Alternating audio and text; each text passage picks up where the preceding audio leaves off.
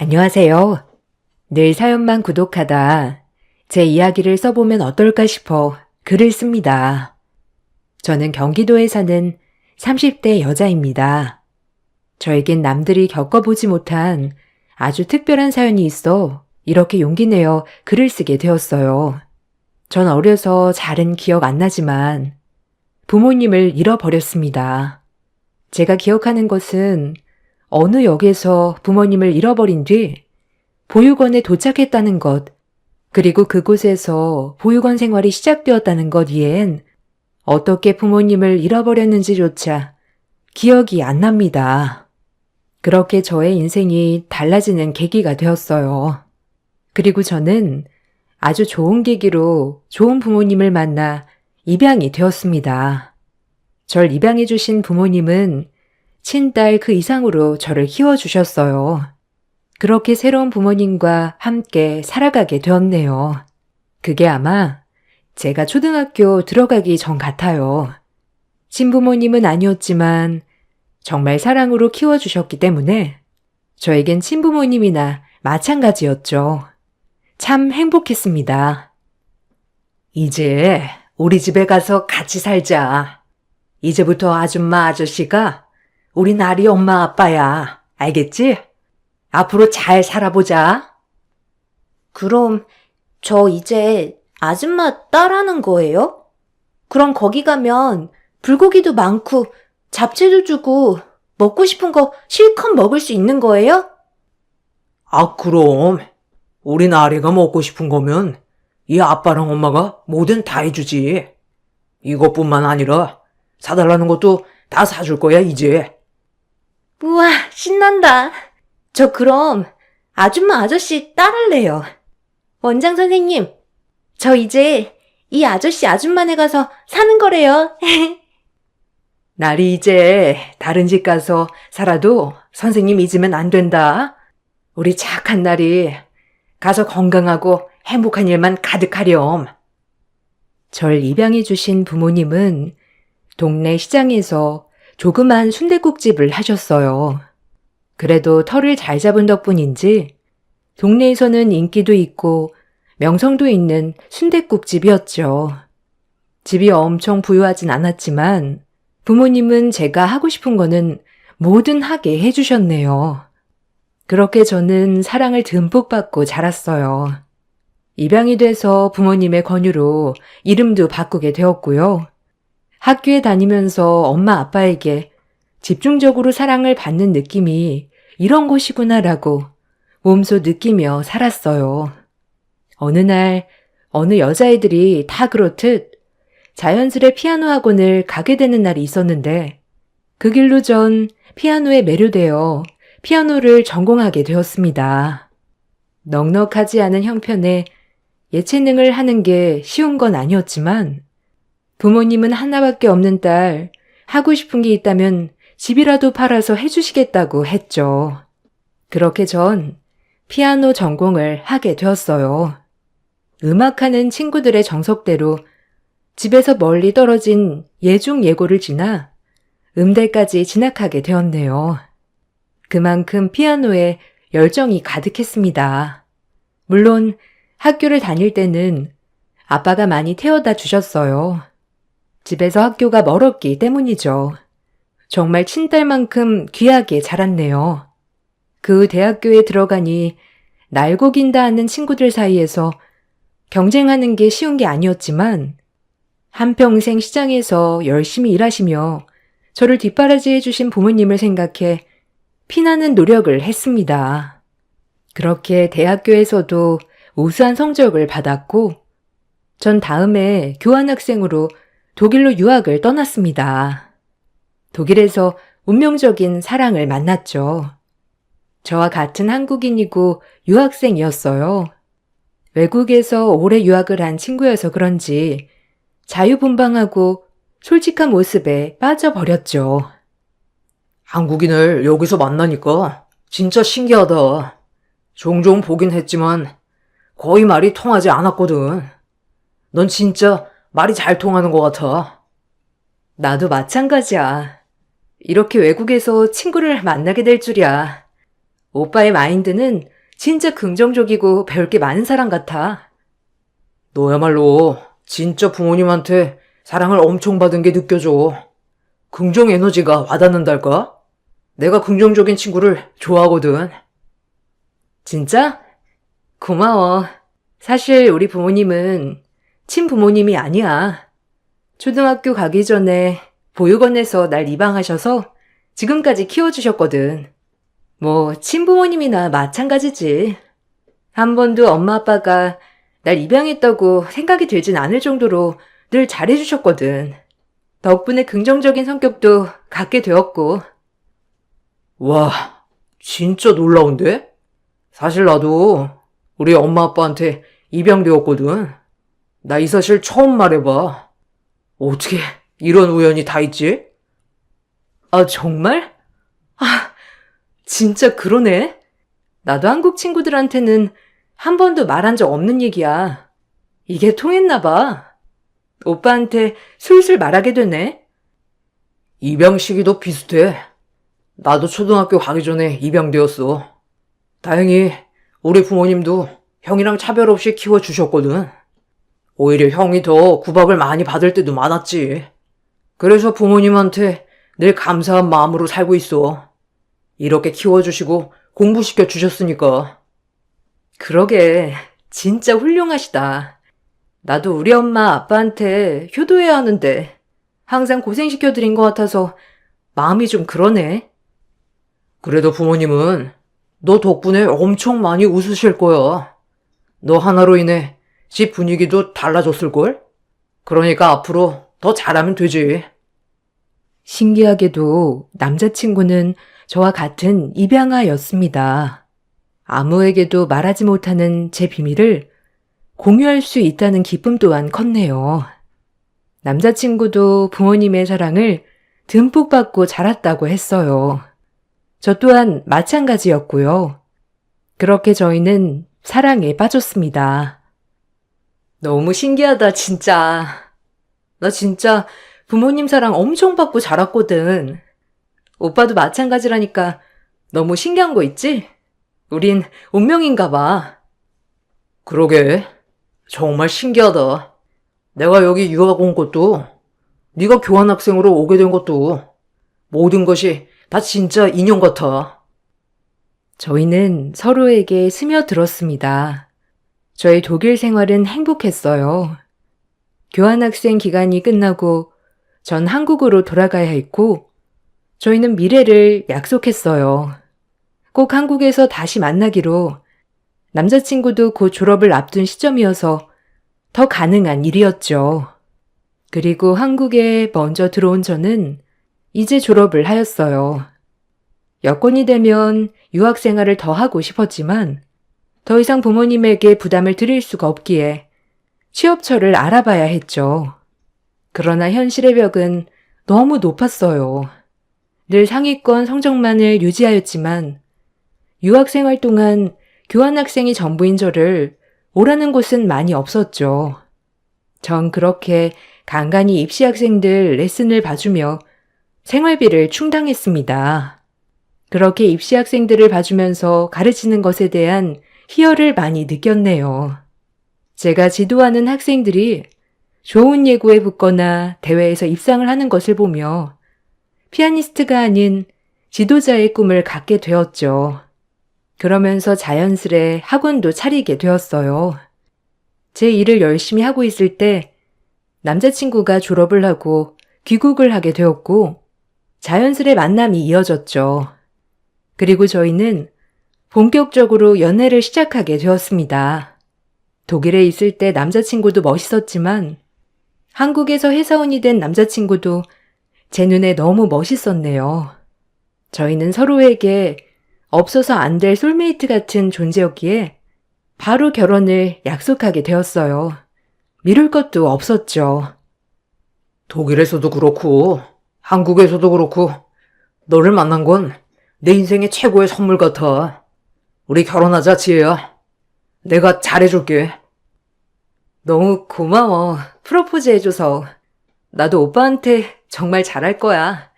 오빠 이렇게 멋지게 키워주신 부모님께도.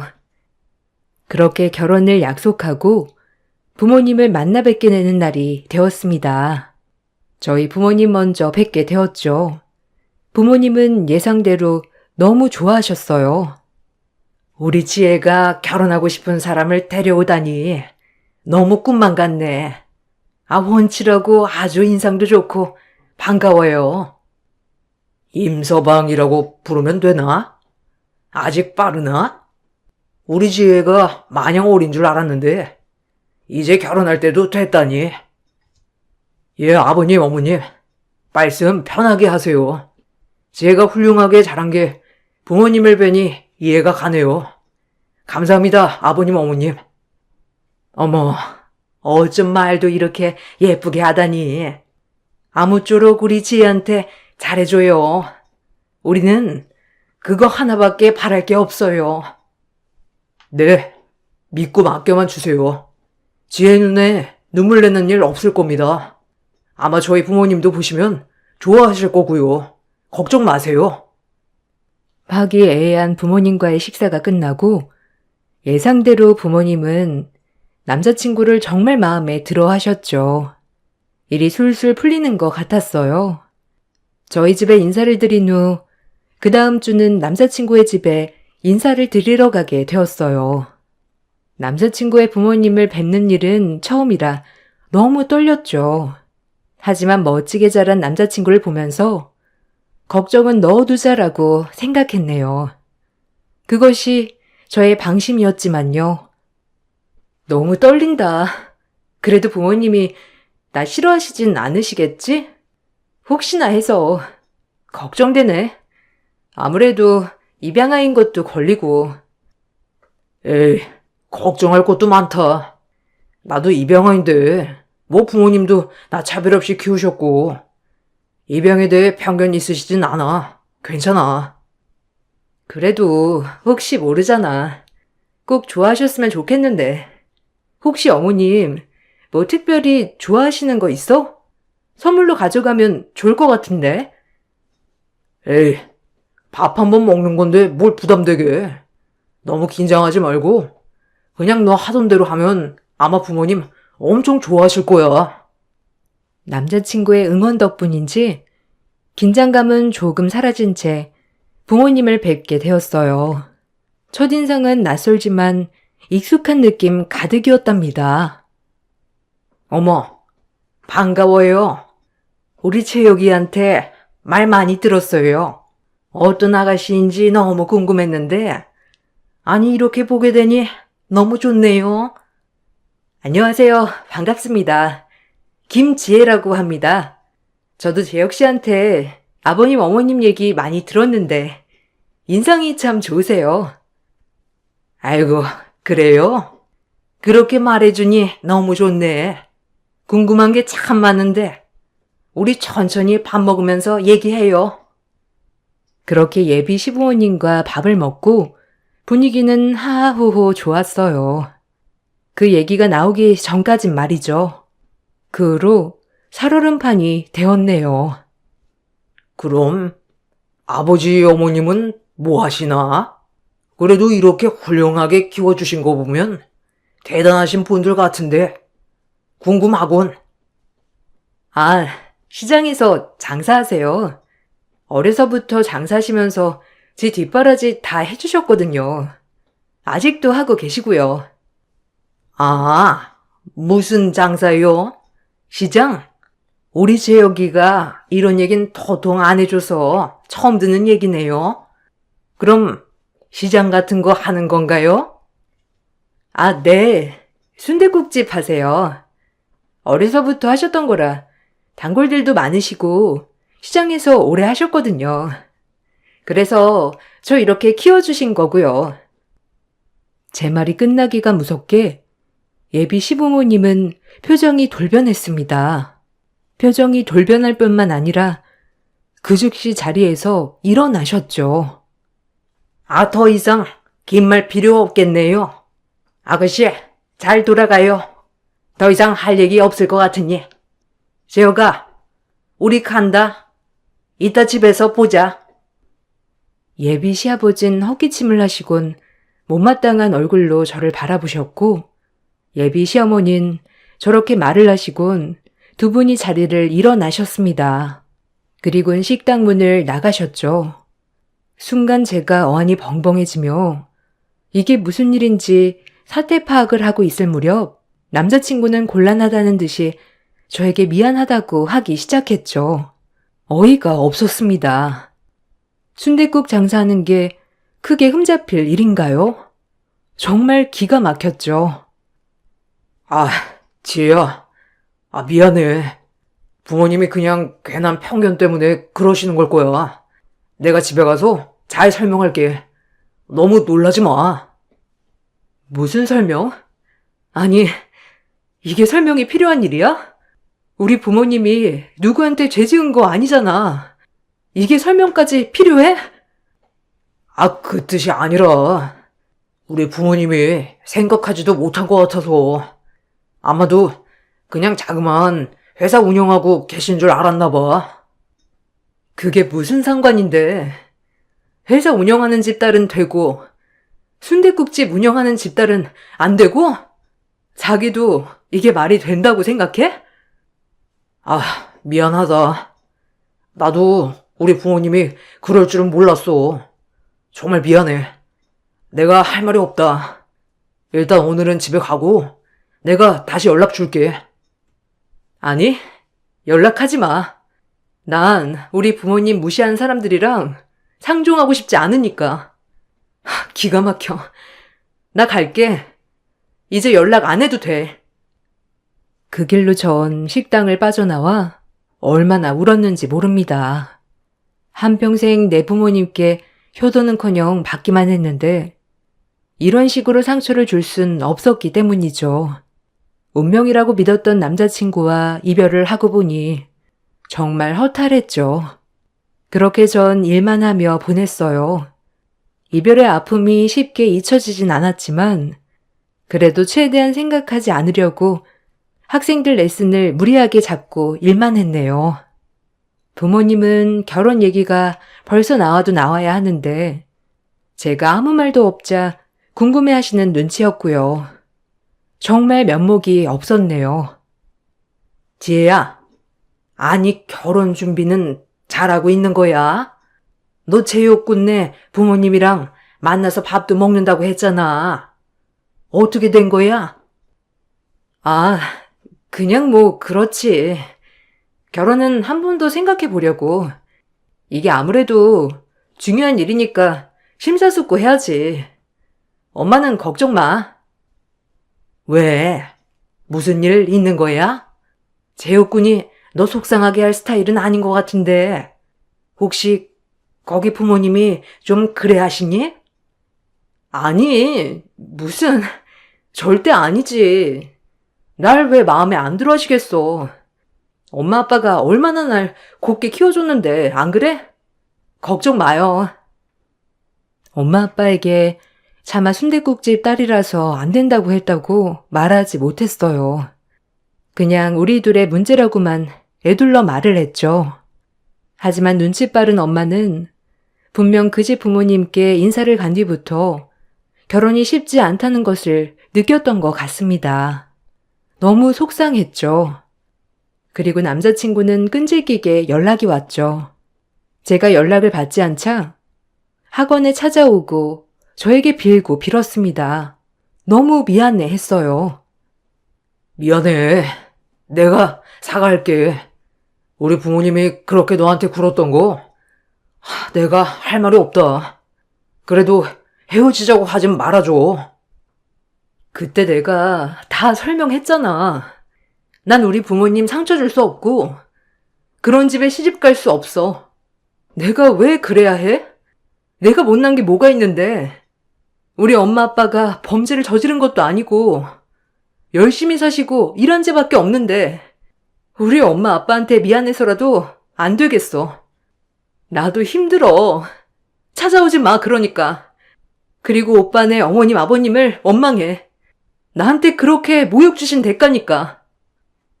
남자친구에게 그렇게 말을 하고 모질게 뒤돌아갔네요. 하지만 남자친구는 포기하지 않았습니다.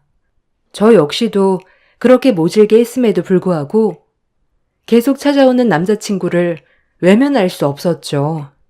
그렇게 저희는 결국 다시 만나게 되었어요. 대신 남자친구가 부모님을 확실히 설득하는 조건으로 말이죠. 남자친구의 부모님은 저를 완전히 받아들인 것은 아니지만 남자친구가 무슨 말을 했는지 더 이상 저에게 모욕을 주시거나 하진 않았습니다. 그렇게 저희는 차츰 다시 만나게 되었어요. 저희 부모님은 물론 좋아하셨고요. 다시 만나게 되니 더욱더 좋아졌어요.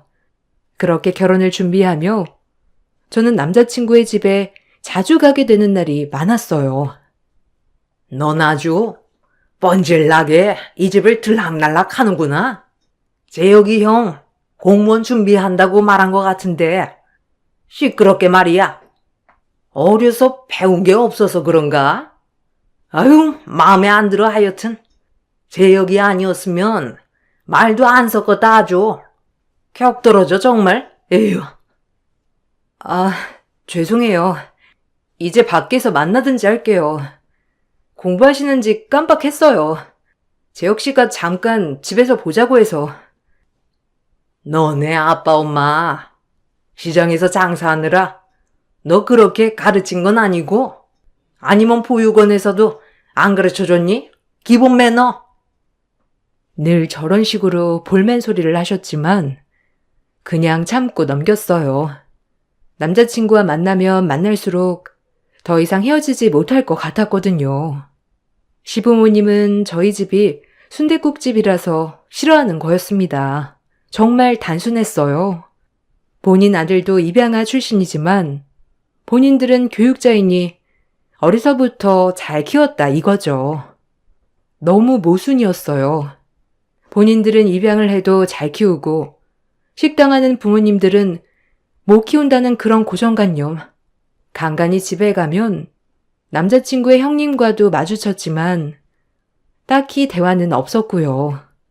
간혹 형님이 절 빤히 쳐다보고 하셨지만 공무원 준비를 집에서 오래 하다 보니 사회성이 없어서 그런가 보다 했네요. 별다르게 생각하진 않았고요. 남자친구에게 듣기로는 형은 부모님들의 친자식이었고 어려서부터 공부하는 담을 쌓아 지금 졸업 후 계속 공무원 준비만 하고 있다고 들었어요.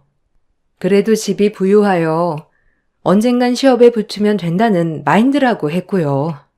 참 속으로 한심했죠.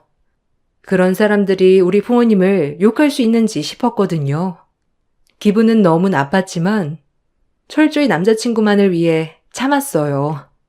한편으론 남자친구 부모님께서 저와 같이 남자친구도 입양하여 키웠으니 내심 속으로는 인품이 훌륭하실 거다라고 합리화하면서 말이죠. 차마 부모님께는 부모님 직업이 마음에 들지 않아서 나를 안 좋아하신다고 말하지 못했네요. 부모님은 제가 그 집에서 사랑받는 줄 아셨죠. 그렇게 저희는 결혼 준비를 해나갔습니다. 어머님이 준비해오라는 예단이 무리가 많이 갔지만 저도 이제 어엿한 사회인으로서 돈도 모아둔 상태였고 학원이 입소문을 타 잘 되고 있었기에 예단을 해가는 것은 문제가 되지 않았어요. 그리고 남자친구가 본격적으로 본인의 형과 같이 셋이 식사를 한번 하자고 하더라고요. 이제 결혼할 사이니까 자주 봐야 되지 않겠냐며 말이죠. 항상 남자친구 집에만 가면 형은 방에서 공부를 하고 있거나 도서관에 가 있던 상태였기 때문에 친해질 기회가 될 것 같아 좋았죠. 그리고 같이 밥을 먹기로 한 날이 다가왔어요. 형과 처음으로 이렇게 오래 대화를 해본다니 좀 설레기도 했습니다. 너무 폐쇄적인 사람이라고 생각했기 때문이죠. 와, 이렇게 재혁 오빠가 자리 만들어주니까 이제서야 제대로 된 대화를 해보는 것 같아요. 제가 뭐라고 부르면 좋을까요? 아, 그러게요. 그냥 뭐 오빠라고 해도 좋고 아니면 그냥 재훈 씨라고 해도 좋고요. 부르고 싶은 대로 부르세요. 아, 그래. 그냥 뭐 아직 결혼한 것도 아니니까 오빠라고 해도 되겠다. 나한테도 오빠라고 하니까. 어때, 지혜야? 괜찮지? 괜찮지, 그럼. 네, 그럼 그냥 편하게 오빠라고 할게요. 그래도 재혁 오빠랑 되게 우애가 좋아 보이셔서 너무 보기 좋아요. 아, 네, 뭐. 재혁이가 저희 집에 온 후로 집이 정말 달라졌거든요. 그전엔 좀 우울하고, 뭐랄까, 하여튼 그랬었어요. 재혁이가 은인이죠. 부모님도 재혁이 덕분에 많이 밝아지셨고, 그래서 진짜 고마운 동생이에요. 그리고 밝은 지혜씨 만나서 더 좋고요. 의외로 남자친구의 형은 말도 잘하고 재밌는 사람이었어요. 항상 방 안에서 공부만 하는 모습을 보다가 이렇게 말도 잘하고 하는 모습을 보니 내가 그동안 생각했던 게 다 틀렸다고 생각도 들었네요. 그리고 저와 똑같은 왼손잡이라 더 신기했어요. 왼손잡이세요? 저도 왼손잡인데 어렸을 땐 고치려고 해도 잘 안 되더라고요. 그래서 그냥 이젠 편하게 왼손으로 잡아요. 아, 저던데. 신기하네요. 아, 지혜씨도 재혁이랑 마찬가지로 입양하라고 들은 것 같은데. 이런 얘기 괜찮은가요? 아, 그럼요. 특별히 숨길 것도 아니고 정말 부모님이 잘해주셔서 오히려 긍정적으로 잘 자랄 수 있었던 것 같아요. 아, 그럼 혹시 친부모님은 아예 기억이 안 나는 건가요? 혹시 어떻게 입양이 되는지 그런 과정 있나요? 에이, 형. 아이, 무슨 그런 일을 꼬치꼬치 묻고 그래.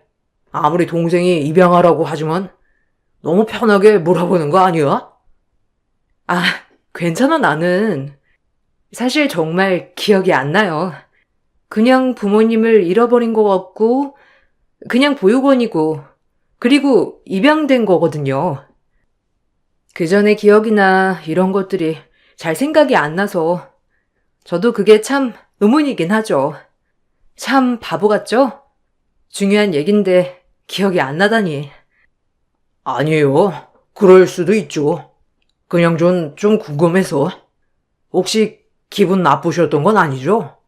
별 뜻은 없으니까 오해하지 마시고요. 그렇게 남자친구의 형과 함께 밥을 먹고 자리를 마치고 나오는데 뭔가 살짝 묘한 느낌은 났지만 대수롭지 않게 여겼어요. 처음으로 많이 대화를 해본 것도 신기했고요. 이제 정말 가족이 되려나 보다 싶었네요. 그리고 저희는 곧 상견례를 준비했어요.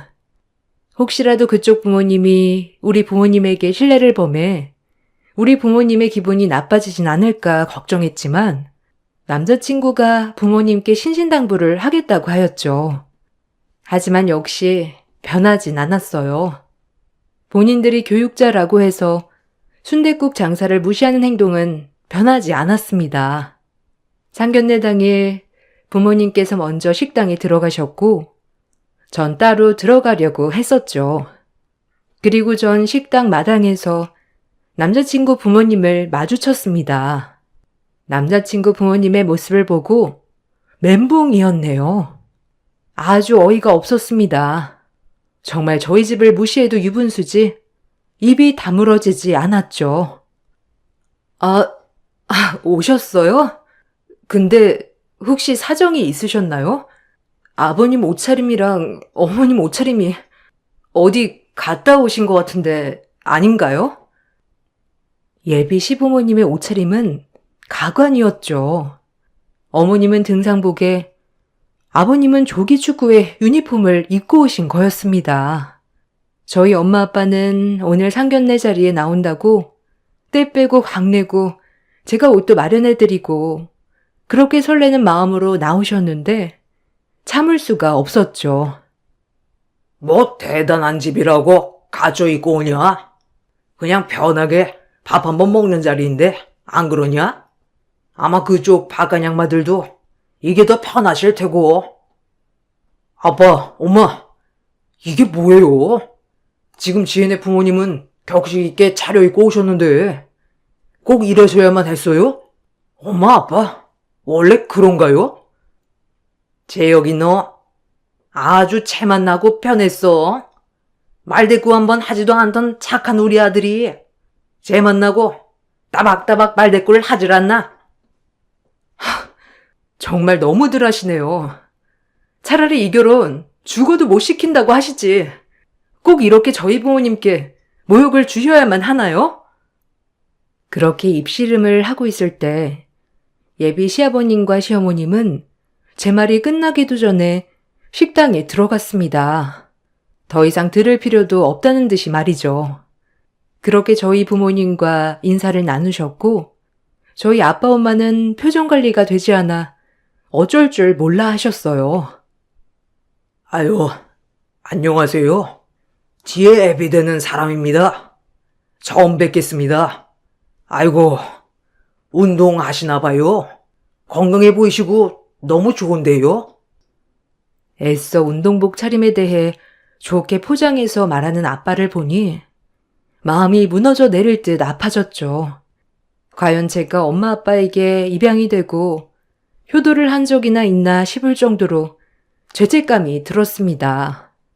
매번 상처만 드리는 것 같아 너무 죄송했네요.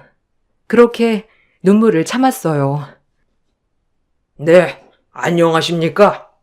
아, 뭐 편하게 왔습니다. 그냥 밥 한번 먹는 자리인데 빼볼 필요 있나요? 그럼 앉으시죠. 아, 네. 그러시군요. 그렇죠, 뭐. 편한 게 좋죠. 그럼 애들 결혼은 언제쯤 하는 게 좋을까요? 혹시 생각해 두신 날짜 있으세요? 저희는 애들이 원하는 날짜가 있으면 그렇게 하라고 말을 했는데 혹시 원하시는 날짜가 있는지 의견 있으시면 말씀해 주세요. 날짜요? 아직 생각을 안 해봤는데 그래도 한 3, 4년은 만나봐야 하지 않을까요? 우리 아들 성화에 못 이겨서 나왔는데 저희는 아직은 결혼시킬 생각은 별로 없거든요. 지혜가 영 마음에 안 드는 건 아닌데 여러모로 수준 차이가 많이 나니까. 결국 예비 시어머니는 저희 엄마에게 대못을 받고 말았죠. 그땐 정말 참을 수 없었네요. 저도 모르게 큰 소리를 내버렸어요. 정말 너무하신 거 아니에요? 도대체 뭐가 그렇게 잘나셨어요? 어머님, 아버님, 정말 뭐라도 되세요? 아니, 뭐가 돼도 그렇지. 사람 위에 사람 없고 사람 말에 사람 없는 거지. 똑같은 사람으로서 어떻게 그런 식으로 표현할 수 있으세요? 저도 안 하네요, 이 결혼. 지혜야, 진정해.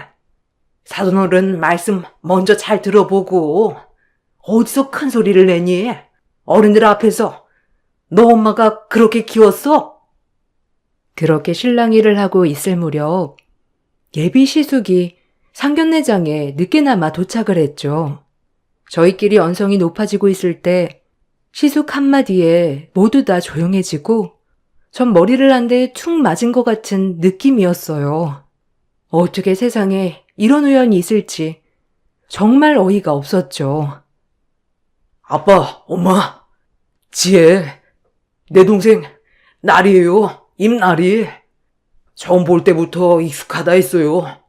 내가 지금 날이네 보육원 갔다 오는 길이에요. 그때 장흥역에서 온 거 맞대요. 저랑 똑같이 왼손잡이. 그리고 어려서 우리 둘이 놀 때 흉터 남은 손바닥 상처까지 날이에요, 엄마. 순간 정적이 흘렀죠. 시숙의 말을 끝으로 예비 시어머니와 시아버지는 깊은 숨을 거칠게 몰아쉬며 사실이냐고 물었어요. 그게 무슨 소리야? 그럼 형 여동생이 지혜라고? 아니, 그게 말이 돼? 아니, 그럴 리가 없잖아. 이게 무슨 운명의 장난이야? 그럴 리가 있어? 우리가 나리를 얼마나 찾으러 다녔는데 이렇게 앞에 두고도 몰랐다고? 너 정말 임나리 맞아? 아이고, 내 딸을 내가 이제야 찾는다니. 미안하다. 그동안 엄마가 너무 모질게 굴었지? 우리 딸 이렇게 예쁘게 키워주신 분들한테 우리가 무슨 죄를 저지른 거냐 도대체? 미안해, 나리야. 엄마 아빠를 용서해 주겠니? 아니, 용서해 주렴, 제발. 나리는 입양되기 전 제 이름이에요. 성은 기억 안 나고요. 엄마 아빠한테 입양되면서 이름은 개명했어요. 근데 이게 다 무슨 소리예요? 그리고 엄마 아빠라뇨? 저희 부모님은 여기 있는 두 분이세요. 함부로 말씀하시지 마세요. 제 생각은 변함없습니다. 아이고, 나리야. 우리 나리, 내 딸, 내가 이제서야 자는구나. 여한이 없어. 아유, 심장이. 예비 시아버지는 그 말만을 남기고 쓰러지셨고, 놀란 시어머니 또한 시아버지를 부축하다 같이 쓰러지고 말았어요. 그리고 병원에 바로 실려갔지만 두 분은 어이없게도 돌아가셨습니다. 갑작스런 심장마비였죠. 전부터 미주신경성 실신이라는 병을 앓고 계신 남친 부모님은 큰 충격을 받아 심장혈관이 확장되어 뇌까지 가는 혈류량이 감소하다가 막혔다고 했습니다. 정말 할 말을 잃었죠. 쉽게 돌아가시는 병은 아니지만 두 분 다 심근경색이 있으셨기 때문에 합병증으로 돌아가신 거라고 하더라고요. 허망했죠. 그렇게 찾고 찾은 딸, 눈앞에서 알아보지도 못하고 대못을 박았다니. 너무 놀랬지만 저희 부모님이 먼저였기에 부모님을 먼저 챙겼습니다. 시숙에게 듣기론 예비 시어머니와 시아버지는 저의 친아빠, 친엄마가 맞더군요. 시숙과 유전자 검사를 했을 때 99% 일치했고요. 정말 기가 막힐 노릇이었습니다. 친딸을 눈앞에 두고도 못 알아보며 인신공격을 한 사람들이 나의 친부모라니 믿고 싶지도 않았어요. 저희 부모님 또한 충격을 세게 받으셨고요. 시숙은 저에게 아빠, 엄마가 저를 엄청 찾으시고 저를 잃어버린 뒤 집안은 웃음이 끊겼다고 하더군요. 엄마의 우울증이 날로 극심해져 제가 어디 가서라도 잘 살았으면 좋겠는 마음에 친아들같이 키울 재혁 씨를 입양해 저를 키우듯이 키웠다고 하더라고요. 제가 어딜 가서도 예쁨 받길 바라는 마음으로요. 눈앞에 일어난 사실임에도 믿고 싶지 않았습니다. 재혁 씨와는 고민 끝에 헤어지기로 했습니다. 그리고 전 저희 친부모님으로 인해서 혹시나마 저희 양부모님이 상처를 입으셨을까 또 한 번 부모님께 죄스러웠네요. 그리고 전 친부모님의 장례에 가진 않았고요. 솔직히 눈물도 안 나왔어요.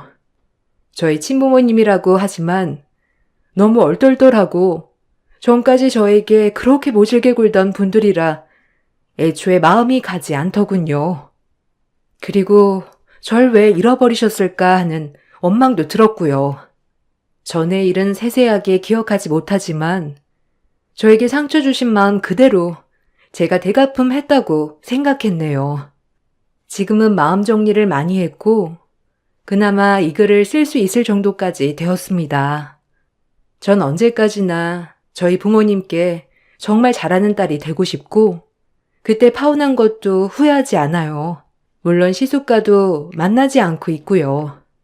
세월이 지나 친오빠는 한번 만나볼 수 있지 않을까 하는 생각도 들긴 하지만 아직은 쉽지 않네요. 무슨 운명에 이끌리든 만난 남자의 양부모님이 저의 친부모님이었다니. 아직도 믿기지 않지만 앞으로 제가 살아갈 날이 더 많으니 그냥 하나의 추억으로 간직하려 합니다. 문득 가슴에 사무쳐 눈물이 터져 나올 때도 있지만 내심 집안 형편으로 저울질하는 분들이 나의 친부모님이었다고 생각하면 못 견딜 정도로 화도 나네요.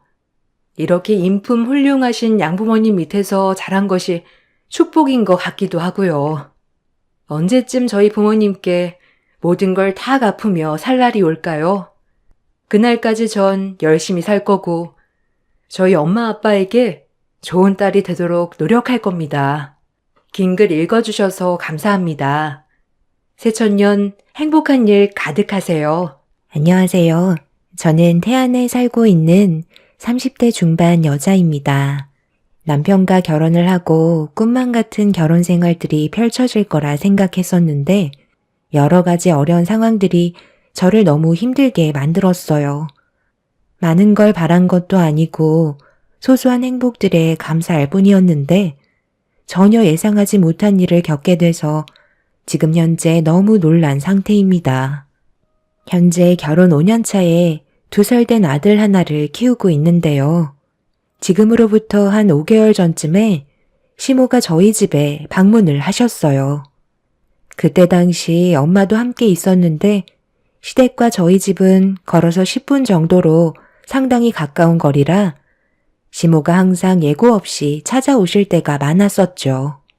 그날 역시도 시모는 저에게 전화 한 통 하지 않고 현관문 비밀번호를 누른 뒤 집에 들어오셨어요. 예전에 이런 문제 때문에 현관 비밀번호를 한번 바꿔 썼다가 집안이 난리가 난 적이 있었거든요. 그래서 다시 원래대로 되돌려 놓게 되었었죠. 시모의 성격은 여성스럽기보단 남성적인 부면이 많다고 해야 할까요? 상당히 거치시고 말을 하실 때도 상대방의 기분이 어떨지는 전혀 생각하지 않습니다. 그래서 최대한 마찰을 줄이기 위해 묵묵히 들어드리는 편이고 시모의 심기를 건들게 하지 않으려고 최대한 눈치껏 행동을 하게 되었어요. 그런데 시모가 연락도 없이 저희 집에 들어오셨을 때 저는 엄마와 함께 밥을 먹고 있었어요. 아이가 겨우 잠이 들어서 잠시 숨을 돌릴 수 있는 아주 소중한 시간이었습니다. 최대한 휴식을 취해야 하는 그 시간에 시모의 현관 비밀번호를 누르는 소리에 잠기가 밝았던 아이는 자다가 놀랐는지 잠에서 깨어나게 되었고 엄마가 방 안으로 들어가 울고 있는 아이를 진정시켜주고 계셨죠. 애를 네가 봐야지. 왜 사돈이 방 안으로 들어가시는 거야? 너는 지금 이 와중에 밥이 목구멍으로 넘어가니? 어머님, 그게 아니라요. 저희 엄마가 먼저 식사를 끝내셔서 저도 최대한 빨리 먹고 돌봐주려고 한 거예요. 사돈이 계속 이런 식으로 도와주시니까 얘가 당연하게 생각하는 거라고요. 요즘 들어 너무 자주 찾아오시는 것 같네요.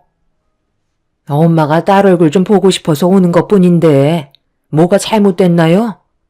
그러는 사돈은 왜 연락도 없이 찾아오신 거예요? 저야 당연히 집이 바로 앞이니까 왔다 갔다 하는 거지만 사돈은 며느리 집에서 버스 타고 2시간은 와야 하는 거리잖아요? 그러니 당연히 비교할 수가 없죠. 예, 일단 상을 차렸으니 나도 좀 먹게 밥 좀 퍼와라. 그나저나 사돈께서는 언제까지 며느리 집에 있을 생각이세요? 웬만하면 해 떨어지기 전에 댁에 들어가셔야 하지 않겠어요? 며느리와 단둘이 할 얘기가 있거든요. 그건 제가 알아서 할 테니 신경 안 쓰셨으면 좋겠네요. 그리고 할 얘기가 있으시면 그냥 하세요. 무슨 비밀 얘기를 하시려고 저를 꼭 내보내려 하시나요? 괜히 제 딸에게 안 좋은 말씀 하실까봐 오늘은 아예 여기서 자고 가야겠네요.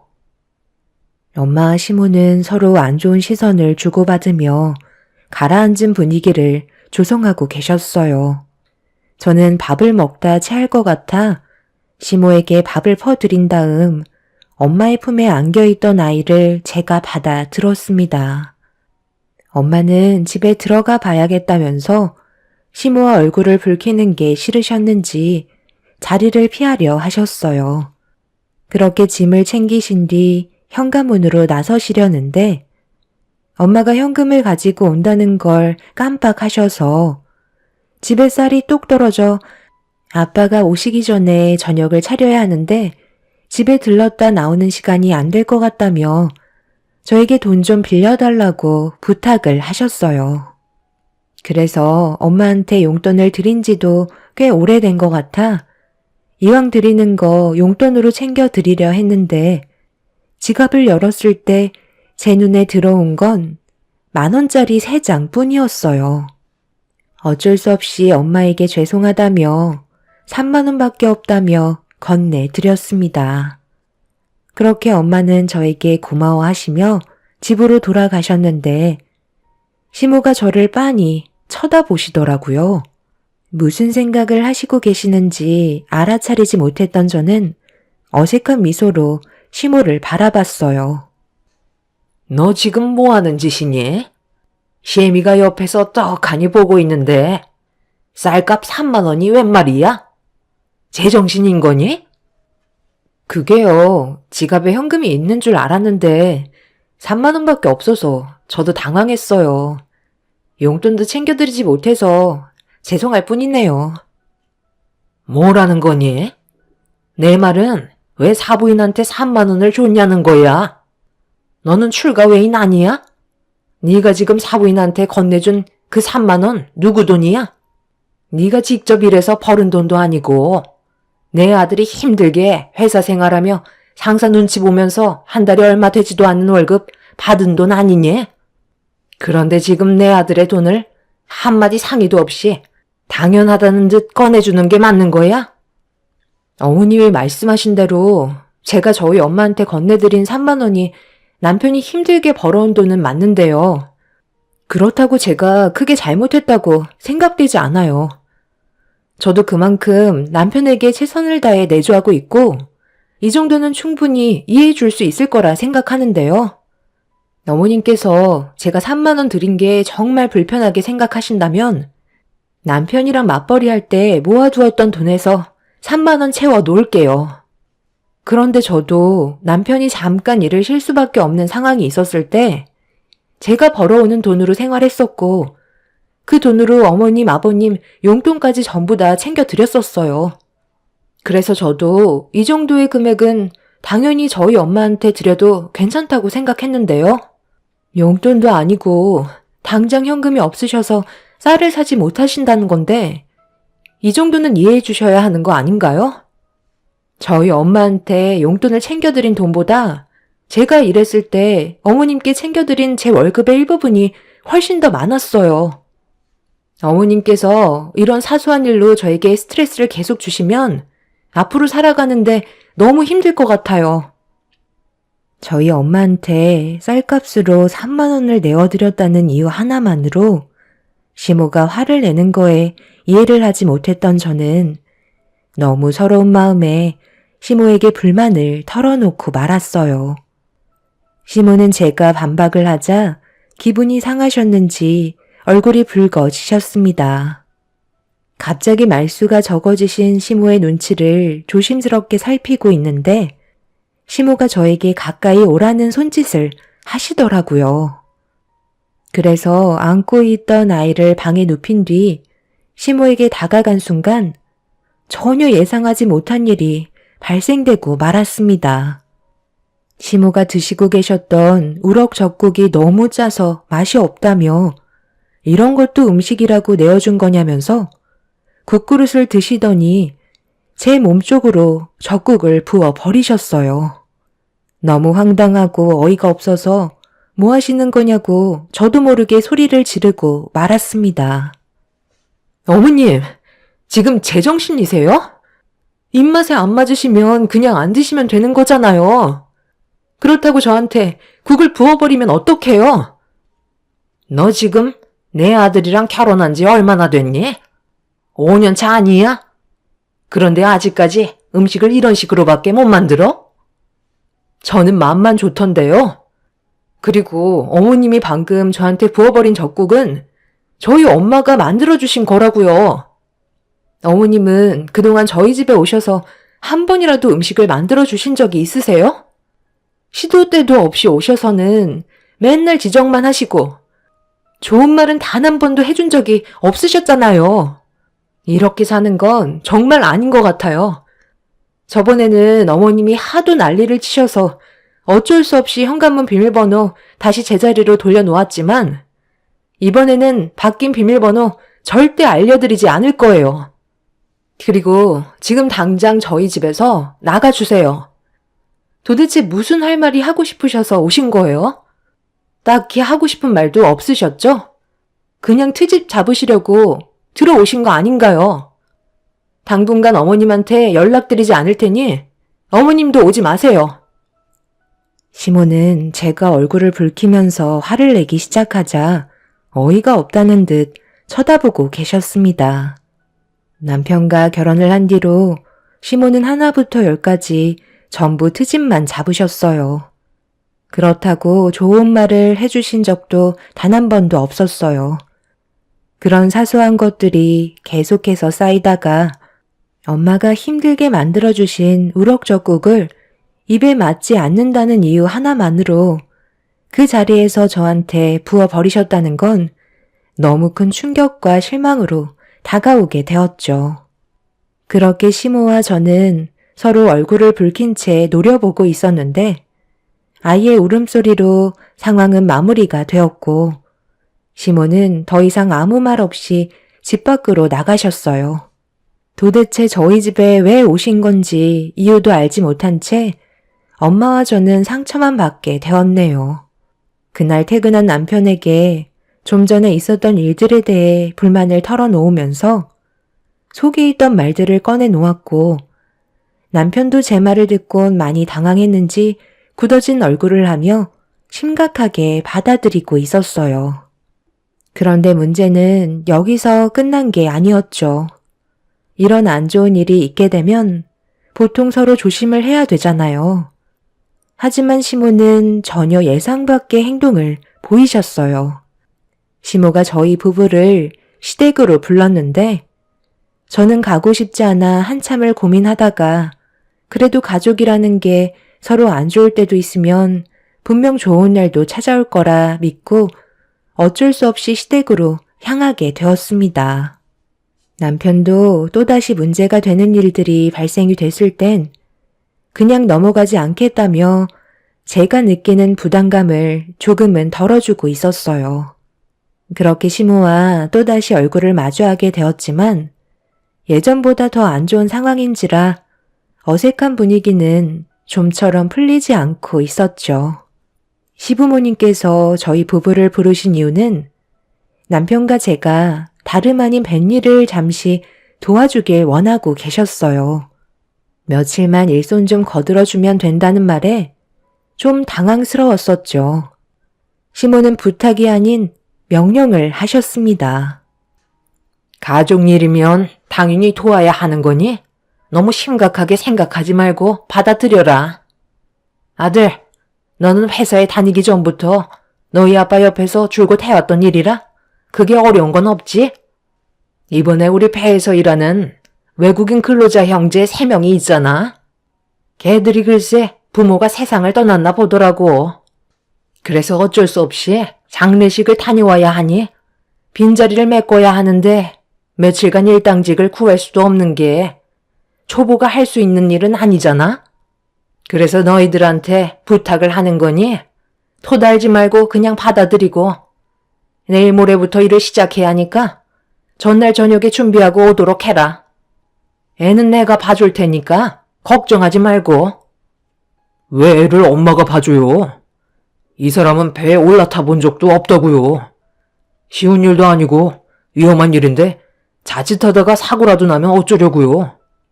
그렇게는 절대 안 돼요. 애는 이 사람이 보고 엄마랑 제가 뱃일을 하는 게 맞는 거라고요. 내가 지금 이 나이에 뱃일을 해야 되겠니? 그래도 어느 정도 힘이 좋은 며느리가 하는 게 좋지. 힘든 일은 하지 말고 며느리가 할 수 있는 일거리를 시키면 되는 거잖아. 너는 엄마를 그렇게까지 일을 시키고 싶은 거야?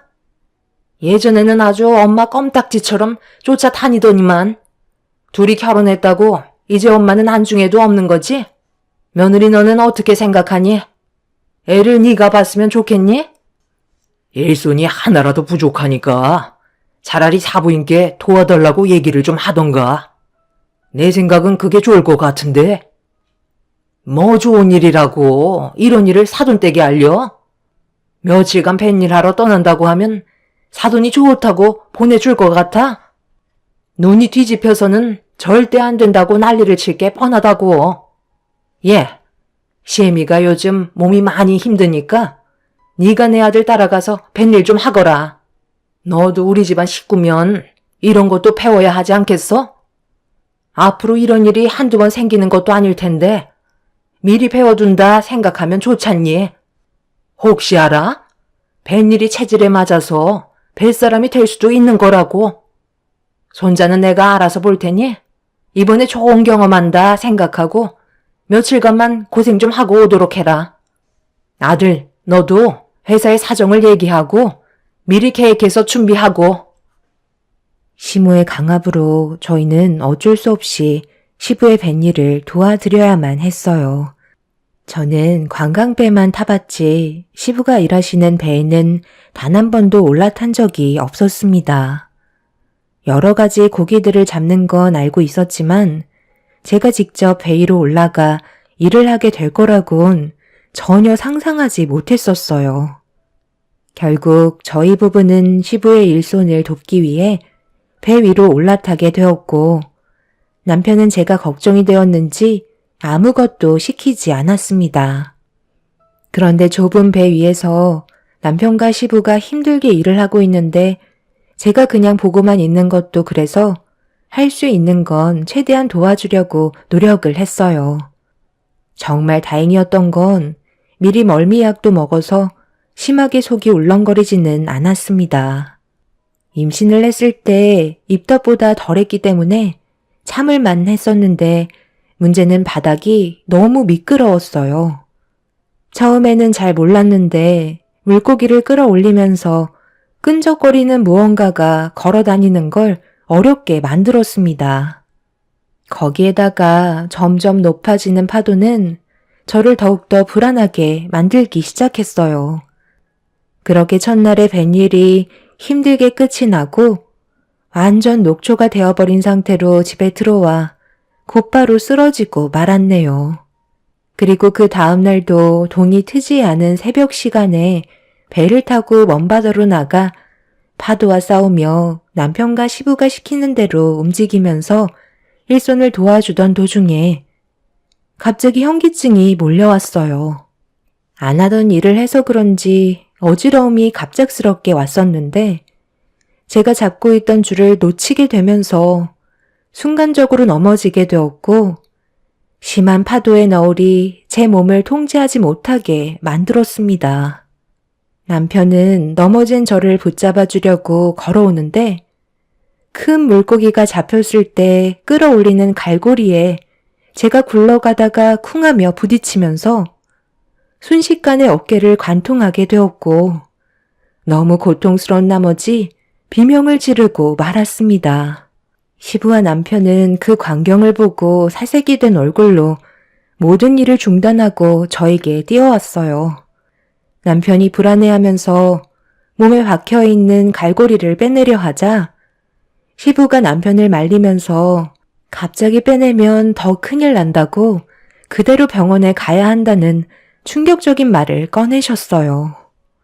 갈고리를 빼내는 순간 상처 부위에 더 크게 오염이 될 수 있다며 서둘러 병원으로 가기 위해 급하게 뱃머리를 돌리셨어요. 병원을 가는 동안에도 정말 참기 힘들었던 건 배가 파도에 휘청거리니 계속해서 어깨에 통증을 유발했습니다. 그렇게 2시간 동안 달려서 겨우 선착장에 도착을 했고 저는 거의 실신이 될 정도로 많이 지쳐있는 상태였어요. 선착장에 계시던 분들은 제 어깨에 관통이 된 갈고리를 보곤 경악을 하면서 걱정을 하셨습니다. 시부는 남편에게 서둘러 병원으로 출발하라고 차키를 넘겨주셨고 시부는 곧 뒤따라 가겠다며 조업을 마치지 못한 상황이라 다른 일행분에게 대신 조업을 끝내달라고 부탁을 하고 계셨네요. 그렇게 저는 병원에 도착해 어깨를 관통한 갈고리를 빼내기 위해 상태가 어떤지 살피고 있었는데 꽤 심각한 상황인지 전신 마취를 해야 한다며 치료가 쉽지 않을 거라는 진단을 받게 되었습니다. 결국 저는 수술대 위로 올라가게 되었고 몇 시간 뒤 긴박했던 상황은 겨우 마무리가 되었습니다. 다행히 수술이 잘 끝났다는 진단을 받게 되면서 어느 정도 안심은 할 수 있었지만 몇 달간 한쪽 어깨는 절대 사용하지 말라는 의사의 말을 듣게 되었어요. 어깨는 제가 움직이지 않으려 해도 저절로 움직여지기 때문에 깁스를 한 상태라도 수술 부위에 염증이 생길 수가 있어서 한동안 입원을 하면서 몸의 상태를 살펴봐야만 했어요. 그리고 시부는 저에게 미안하다면서 고개를 들지 못하셨네요.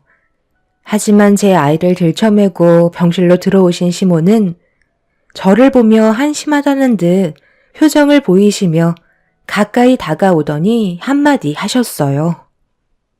어쩜 너는 초심성이 그렇게 없니? 베이에서 시키는 대로 하면 되는 건데 다칠 게 뭐가 있다고 지금 이 사단을 만든 거야? 하여간 어디 하나 마음에 드는 구석이 하나도 없어. 괜히 쓸데없는 말 너희 사돈분들 귀에 들어가면 좋을 거 하나 없으니까 당분간 사부인은 집에 출입하지 못하게 네가 얘기 좀 잘 해놔라. 자식이 다쳤는데 어느 부모가 좋아하겠어? 그런데 며칠 지나면 멀쩡해질 것 같구먼. 그렇게 크게 다친 것 같지는 않은데? 이 정도가 다행이라고 생각해. 만약 그 갈고리가 어깨가 아닌 머리 쪽을 향했어 봐라. 아유, 생각만 해도 끔찍하다. 그런데 얘는 누굴 닮아서 말을 왜 이렇게 안 듣는 거야? 내 아들은 아기 때도 얌전했었는데 얘는 통제가 안 될 정도로 사방팔방 돌아다니면서 한시도 쉬지 못하게 만들어서 내가 정말 힘들어 쓰러지겠다.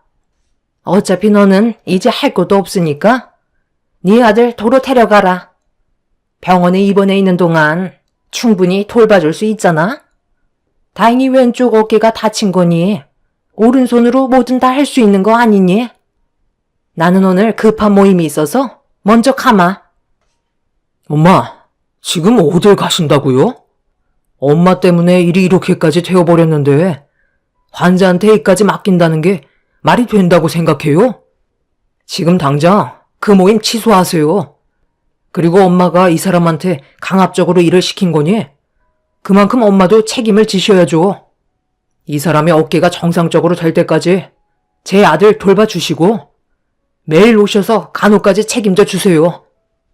아들, 방금 나한테 뭐라고 그랬니? 내가 잘못 들은 거지? 이게 왜 내 책임이야? 본인이 선택해서 배에 오른 건데 그리고 내가 왜 며느리 수발을 들어줘야 하는 거지? 내 몸 하나 간수하기도 힘든데 손자까지 봐줬으면 감사한 줄 알라고. 그러니까 내가 뭐라고 그랬어? 그냥 당신 보고 도와달라고 했잖아. 괜히 하기 싫어서 며느리한테 떠넘겼다가 이게 뭔 일이야? 앞으로 사돈댁 얼굴 어떻게 보냐고. 나중에 이 일을 알기라도 해봐. 그땐 사돈분들이 가만히 있겠어? 언제까지 이 일을 숨길 수 있을 것 같은데? 차라리 하루빨리 알려드리고 고개 숙여 죄송하다고 사과드리는 게 더 큰 일을 막을 수 있는 거야. 계속 숨겨봤자 우리 마음만 불편한 거라고. 나는 지금 이대로 사돈분들 얼굴 절대 볼 수 없을 것 같다. 그럼 이참에 잘 됐네. 내가 사부인이랑 성격이 잘 맞지가 않아서 얼굴만 보면 싫은 소리가 나오는데 이참에 며느리가 인연 끊으면 되는 거지. 어차피 출가외인 아니야? 너는 이제 우리 집안 식구잖아. 그리고 얘도 생각이 있으면 사돈분들께 이 사실을 말하지 않겠지. 그럼 집안 싸움밖에 더 나겠어? 일단 오늘은 내가 중요한 볼 일이 있어서 그러니 아들 네가 애를 좀 봐야겠다. 하여간 우리 집안에 시집 온 순간부터 조용할 날이 없다니까. 나는 먼저 일어나 보도록 하마. 시모는 조금도 저에게 미안한 마음을 가지지 않았어요. 오히려 더 큰 목소리로 저를 다그치셨죠.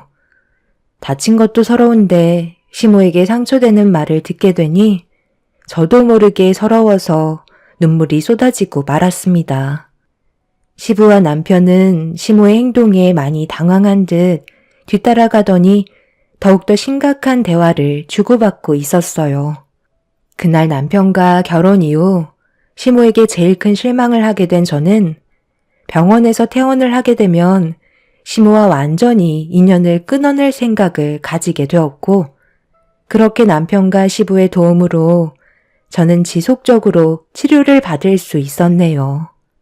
시모는 온갖 불만을 털어놓으면서 제 아들을 돌봐주는 거에 대해 상당히 짐스럽게 생각하고 계셨어요. 아들 손자까지 낳아줬는데 이런 수모를 겪는 건 너무 불쾌했고, 태어날 때까지만 꾹 참으며 때를 기다렸습니다. 그렇게 온갖 서러움 다 품은 채로 치료가 끝난 뒤 집으로 돌아갈 수 있었지만 어깨 통증은 지속적으로 저에게 고통을 주고 있었죠. 남편의 도움을 받아 통원 치료하면서 최대한 어깨를 안 쓰려 했었지만 육아를 하는 저로서는 그게 잘 되지 않더라고요. 그리고 제가 퇴원을 하고 난 이후부터 시모는 저에게 조금도 도움을 주려 하지도 않았고 전화조차 한 통 한 적이 없었어요. 최대한 조심스럽게 움직이려 했지만 날이 가면 갈수록 어깨에 무리가 오게 되면서 한계에 달해 결국 저희 엄마에게 도움을 요청하고 말았습니다.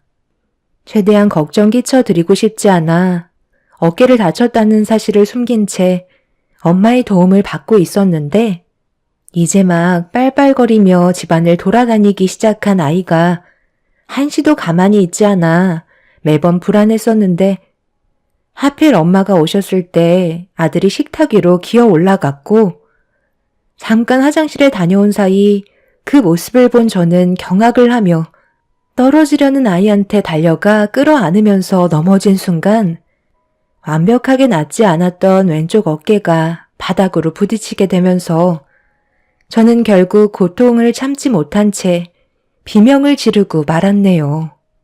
엄마는 제가 어깨를 부여잡고 눈물을 흘리는 모습을 보시더니 급하게 달려오셔서 어깨를 살피셨고 결국 수술 자국이 드러난 순간 엄마의 얼굴은 사색이 되고 말았습니다. 떨리는 목소리로 저에게 어떻게 된 거냐며 호흡을 가다듬지 못하시면서 물어보시는데 차마 입을 열지 못한 채 고개를 떨구고 있었어요. 그런데 하필 그날 시부가 초인종을 누르면서 먹을 것 좀 사왔다고 밝은 얼굴을 하시며 인터폰을 바라보고 계셨네요. 엄마가 눈물을 훔치시면서 현관문을 열어주는 순간 시부는 엄마의 얼굴을 보자마자 들고 계신 봉투를 바닥에 떨어뜨리셨고 시부는 엄마의 얼굴에 흐르는 눈물을 보시고 눈치를 채셨는지 1초도 고민하지 않으시고 그 자리에서 무릎을 꿇으셨네요. 그리고 모든 상황을 설명하셨습니다. 엄마는 결국 오열을 하며 시부뺨을 내려치셨고 당장 모두를 집 안으로 불러들이라면서 화를 가라앉히지 못하셨네요. 시부는 몇 번이나 엄마에게 죄송하다는 말을 반복하시면서 시모와 남편을 서둘러 저희 집으로 부르셨습니다. 그렇게 모두가 한자리에 모이게 되었고 엄마는 제 몸에 난 상처를 보시며 괴로움의 하소연을 시작하셨어요. 이렇게 될 거라는 거 예상 못한 거 아니잖아요. 이제 어쩔 거예요. 제 딸의 어깨에 평생 후유증으로 남게 될지도 모르는 상처를 남기셨는데 이거 어쩔 거냐고요. 육아를 하는데 어깨가 얼마나 중요한 역할을 하는지 다들 모르시는 것도 아니잖아요. 그런데 이건 저희 잘못이 아니죠. 도와달라고 한 건 맞는데 다친 건 개인 부주의 아닌가요? 우리가 뭘 어떻게 해줄 수 있겠어요? 그럼 저희 딸이 지금 몸이 온전치 않고 사돈께서 조금이라도 미안한 마음을 가지고 계셨다면 몸이 완전히 회복이 될 때까지는 옆에서 손자를 돌봐줘야 하는 게 당연한 거 아닌가요?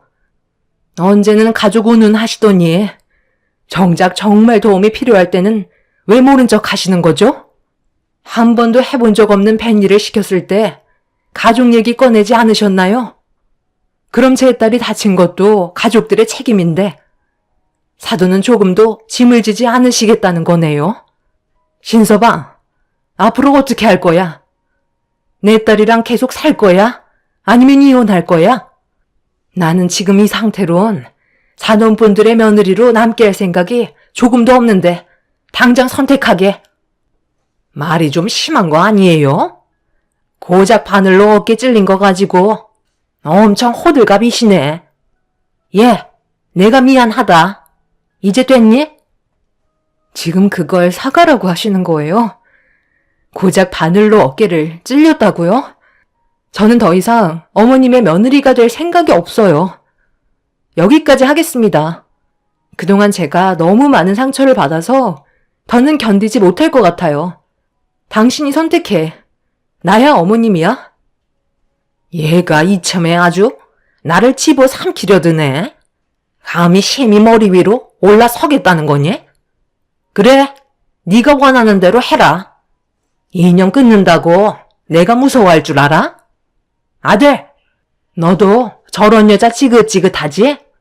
몸에 하자 생겼는데 데리고 살면 뭐하겠니? 당장 이혼하고 새삼 살아라. 내가 아주 좋은 며느리감 소개해주마. 당신은 뭘 그리 잘못했다고 죄 지은 사람처럼 고개를 떨구고 있어? 당당하게 고개 들고 그만 현실을 받아들이라고. 쟤는 이제 우리 집안의 며느리가 아니야. 제발 그만 좀 해.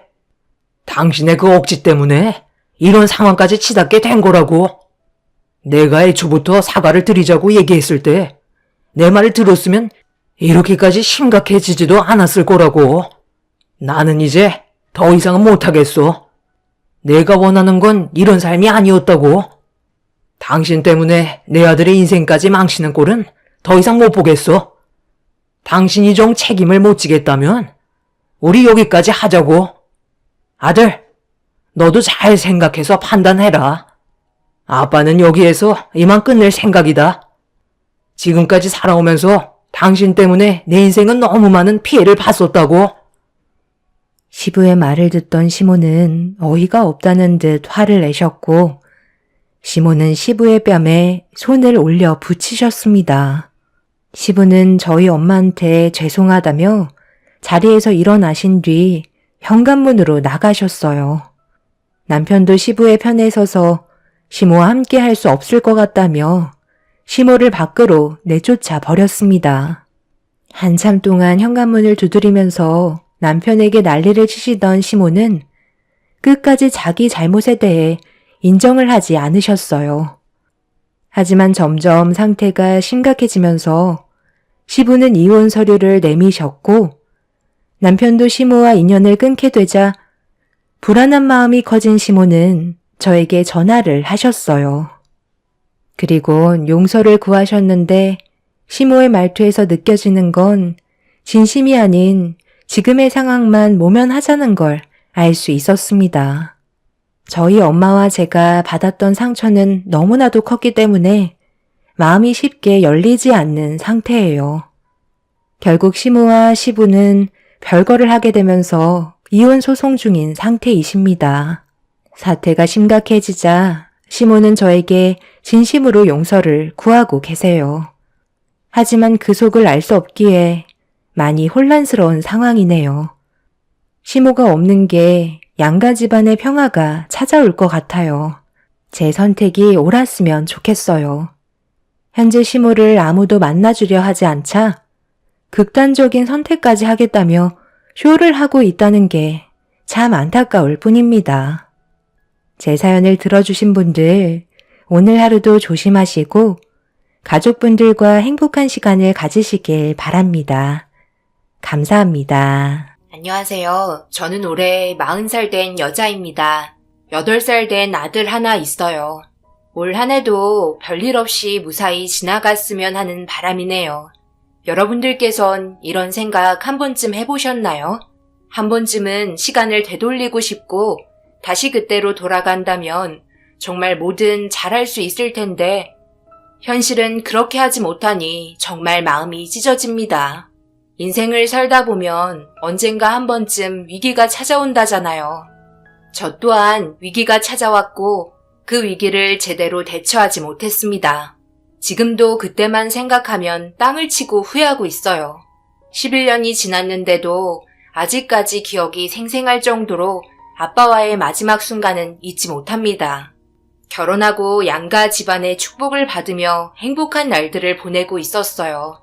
부모님이 운영하시는 식당 일을 하셨고 저도 함께 일손을 도왔었지만 신랑이 사업을 하고 있어서 지방에 있는 사업장으로 내려와 살기 시작했죠. 부모님 식당과는 상당한 거리가 있었어요. 그러다 보니 자주 찾아뵐 수는 없었지만 가끔이라도 쉬는 날이면 신랑이 친정집에 자주 데려다 주었습니다. 사소한 거 하나라도 챙겨주려는 모습이 너무 고마웠어요. 받는 만큼 주는 거라고 저도 시댁에 많은 신경을 썼습니다. 최선을 다해 노력하려고 했어요. 하지만 저희 집안과 다르게 시부모님은 가끔 쉬는 날 친정부터 간다고 불만이 많으셨고 신랑에게까지 뭐라고 한 소리 하셨습니다. 결혼하고 나서부터 우리 집보다 사돈댁에서 더 많은 시간을 보낸 것 같은데 아무리 생각해도 그건 아닌 것 같단 말이야. 어느 정도 조율해야 된다고 생각하지 않니? 정작 사돈댁보다 우리 집이 훨씬 가까운데도 찾아오지도 않고 정말 서운하구나. 뭘 그런 걸로 서운해하세요. 일일이 그런 거 다 따지면 저희 결혼 생활 어떻게 하라고요?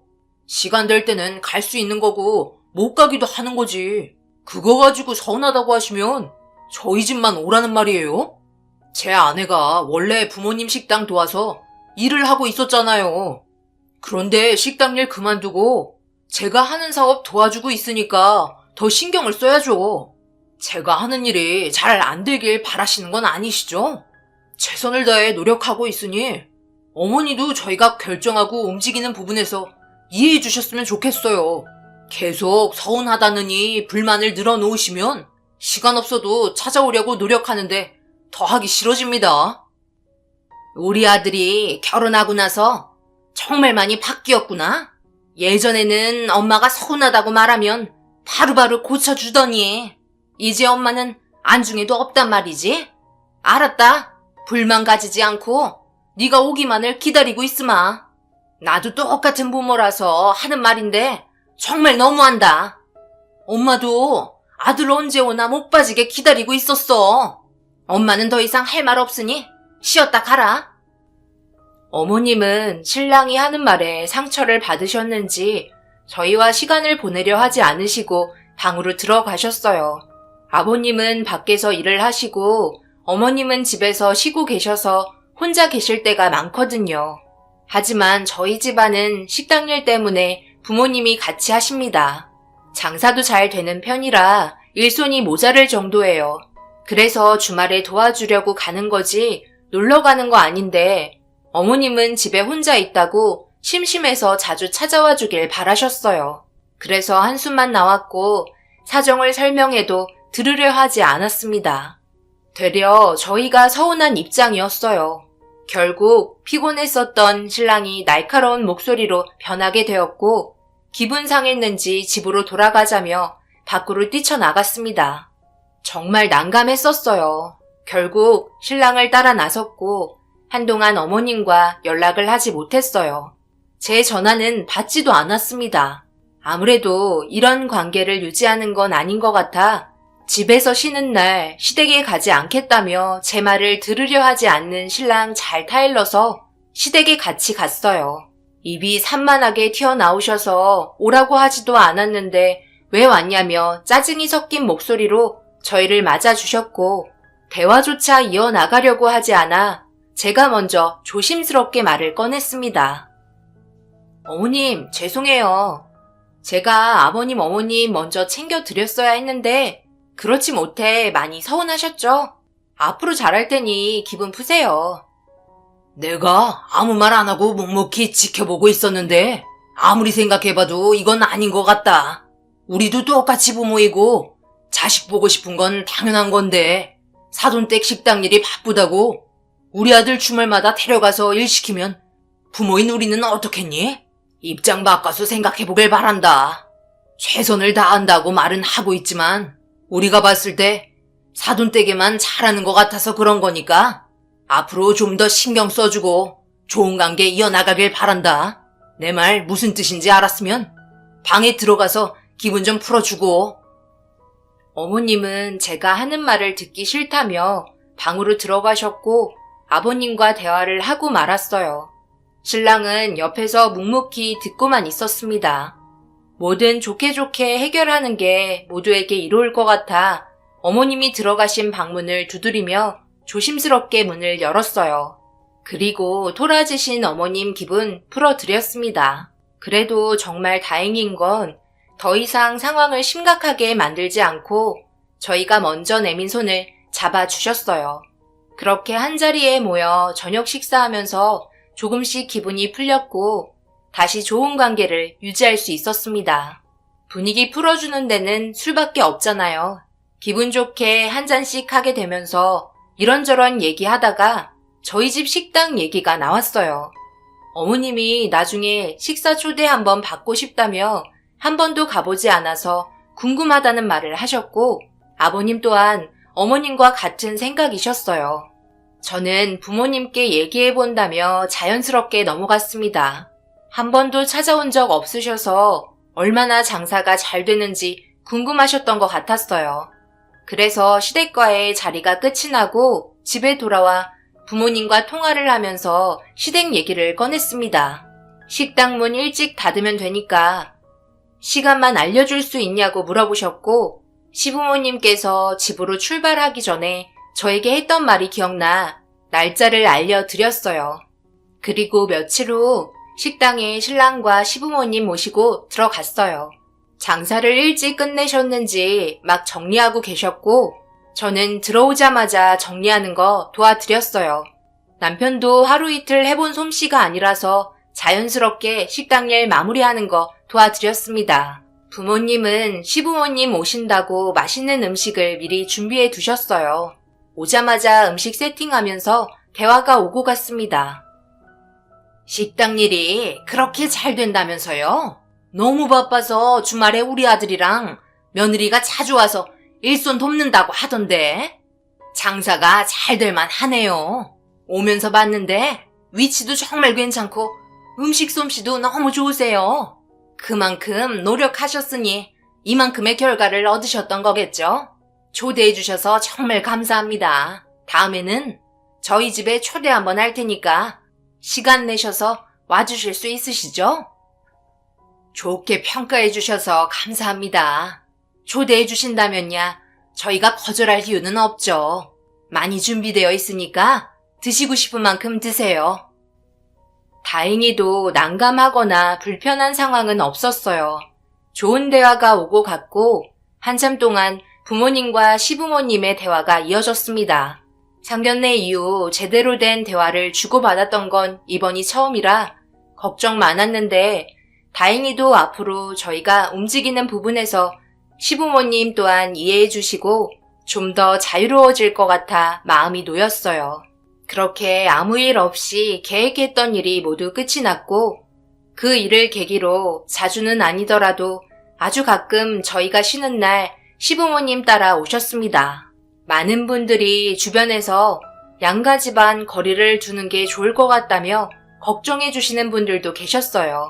그래서 저도 최대한 자주 만나는 일이 없도록 하려 했는데 어머님이 저희 집 음식이 먹고 싶다는 말을 자주 하시는 바람에 쉬는 날이면 식당에 가냐고 항상 물어보셨습니다. 처음에는 대수롭지 않게 넘겼었는데 점점 물어보는 빈도가 잦아지고 식당에 가려는 횟수가 많아지다 보니까 걱정스러운 마음이 들었어요. 최근 들어 어머님이 우리가 일손 도와주려 가려고 하면 어머님도 꼭 모시고 가길 바라시는데 아무래도 걱정되는 부분들이 많네. 거리를 어느 정도 두는 게 좋다고들 하시는데 지금 분위기 좋은데 괜히 상처받는 일이 생길까봐 어느 정도 텀을 두는 게 좋을 것 같아서. 그래? 그럼 우리가 좋게 얘기하면 되지. 그렇게 꽉 막히신 분은 아니니까 괜찮을 거야. 걱정하지 마. 하지만 저희가 생각했던 거와 다르게 예상 밖의 상황이 벌어지고 있었고 시어머니는 저희 식당에서 일을 하고 계셨어요. 엄청 난감했었죠. 부모님은 워낙 바쁘셔서 저희한테 연락도 하지 못한 것 같았어요. 홀에서 앞치마 두르고 시어머니 직원들 따라 일을 배우시는데 저희는 정말 난감했죠. 신랑은 어머님을 보며 뭐 하는 거냐고 밖으로 끌고 나갔고 저희 부모님은 한숨을 쉬고 계셨습니다. 저도 신랑을 따라 급하게 나갔어요. 그리고 어머님과 신랑이 하는 대화에 너무 당황했습니다. 집에서 쉬고만 있는 게 답답해서 뭐라도 배우고 싶었는데 식당 일이 재미있을 것 같아 오늘 하루 한번 해보겠다며 어머님이 자처한 거라고 다음부터는 하지 않을 거니 너무 열내지 말라면서 흥분한 신랑을 진정시키고 있었어요. 저희에게 한마디 상의도 없이 무작정 식당으로 찾아오신 게 생각이 없으신 것 같아 한숨만 나왔습니다. 결국 식당 문 닫을 때까지 불편한 상황은 계속 이어졌고 그날 하루의 시간은 너무나 길었어요. 그렇게 식당 마감이 끝이 나고 모두가 평소보다 진이 빠진 채 멍하니 있었어요. 저희 부모님은 저를 따로 불러 이제 그만 찾아와도 되니 특별한 경우 아니면 오지 않았으면 좋겠다고 얘기하셨어요. 아무래도 어느 정도 거리를 두는 게 좋을 것 같다고 하셨습니다. 저 또한 부모님 말에 찬성했어요. 집으로 돌아가는 길에 신랑은 화가 많이 났는지 표정이 너무 좋지 않았고 시어머니 또한 눈치를 보며 창문만 바라보고 계셨습니다. 왜 이렇게 생각 없이 행동하시는 거예요? 그렇게 할 일이 없어요? 저희한테 한마디 상의도 없이 혼자 결정하시고 움직이면 저희가 뭐가 돼요? 저가에서도 얼마나 난감했겠어요. 거절하기도 뭐하고 그렇다고 일을 시키기도 난감한 상황인 거 전혀 모르고 행동하신 거예요? 사위인 제가 장인어른 장모님한테 얼굴을 들고 다닐 수가 없다고요. 뭘 그렇게까지 뭐라고 그러니? 집에 있는 거 심심하기도 하고 하루 동안 얼마나 많은 손님이 오는지 궁금해서 찾아가 봤다. 그리고 나도 열심히 일했어. 당연히 처음이라서 그런 것도 있었지만 그렇다고 내가 직원들 방해한 건 하나도 없잖아. 그건 어머니 생각이고요. 식당에 서 있는 자체가 방해가 되고 식당 분위기가 달라진다고요. 앞으로 다시는 찾아가지 마세요. 아시겠어요? 어머니께서 하신 행동은 정말 잘못된 거예요. 아버지도 전혀 모르고 있어서 제가 전화하자마자 한숨부터 쉬더라고요.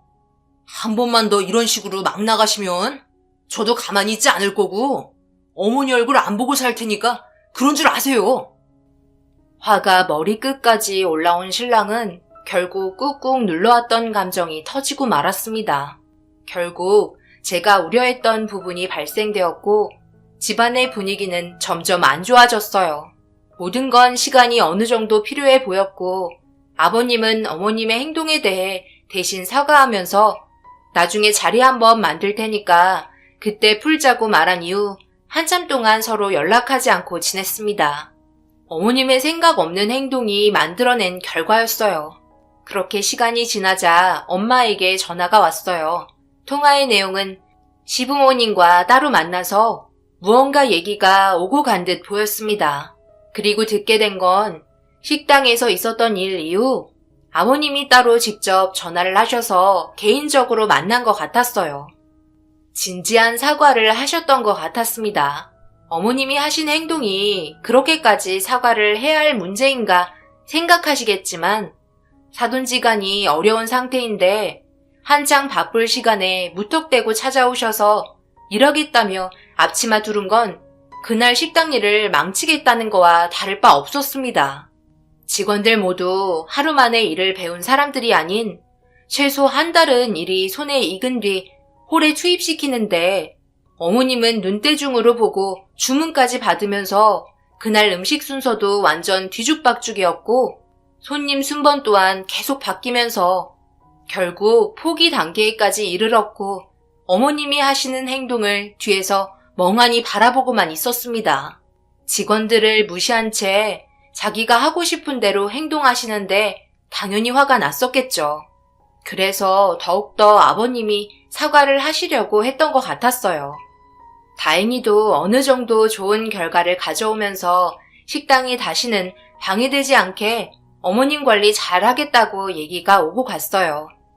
저희는 거의 쉬는 날이면 친정이 아닌 시댁으로 발길을 돌렸어요. 그러다 보니 시어머니의 돌발 행동 또한 더 이상 나타나지 않았습니다. 한동안 조용했고 추운 겨울날이 다가왔어요. 앞이 안 보일 정도로 엄청나게 많은 눈이 오고 있었어요.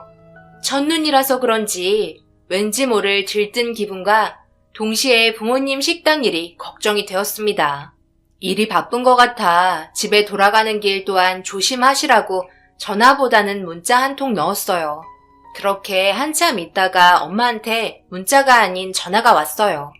신랑과 같이 TV 보다가 아무 생각 없이 전화 받았는데 그 순간 충격적인 말을 듣게 되었고 핸드폰을 떨어뜨리고 말았습니다. 신랑은 무슨 일이냐며 당황했는지 제 몸을 돌려 세웠어요.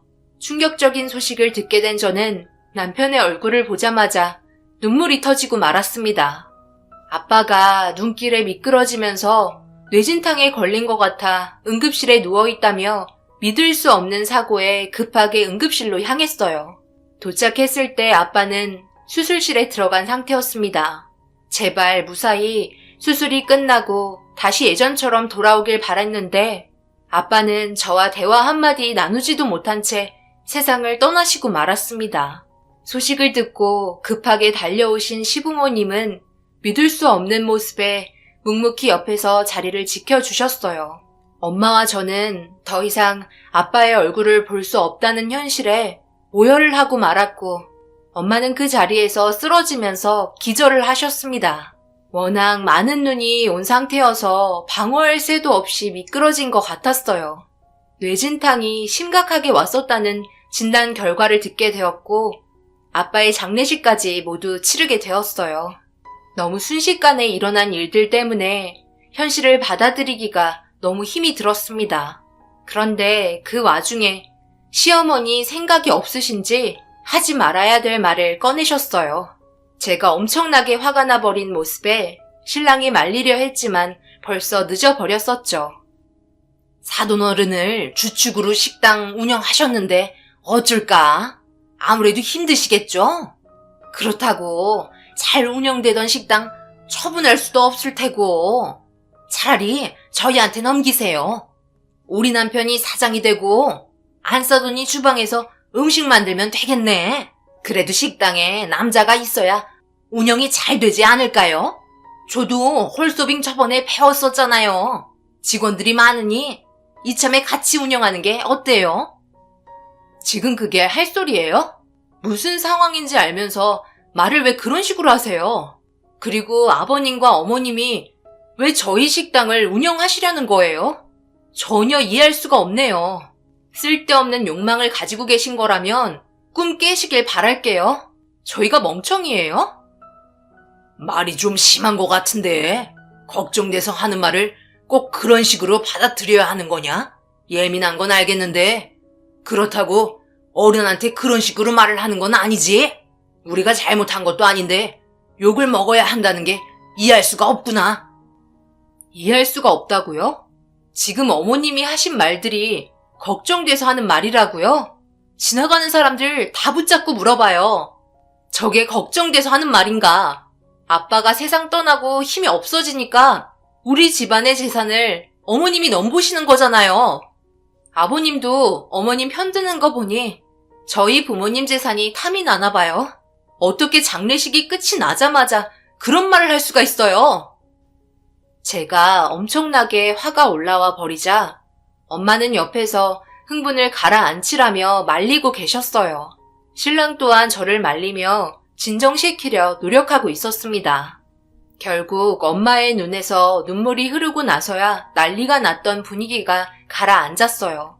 시어머니는 아빠가 세상을 떠나자마자 대놓고 저희 부모님 식당을 자기 집 드나들듯 하셨고 이 문제로 인해 신랑과도 결국 언성을 높이며 다투게 되었어요. 어머님의 잘못을 인정하고 있었지만 피는 못 속인다고 계속해서 어머님의 흉을 보자 신랑도 참기가 힘들었었나 봐요. 그런데 그 순간 몸에 이상이 왔어요.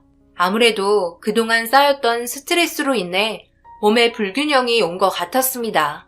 하지만 좀처럼 울렁거림은 가라앉지 않았고 뭔가 몸에 변화가 확실하게 일어났다는 걸 알게 되자 혹시 몰라 산부인과를 찾았고 임신을 하게 됐다는 소식을 듣게 되었습니다.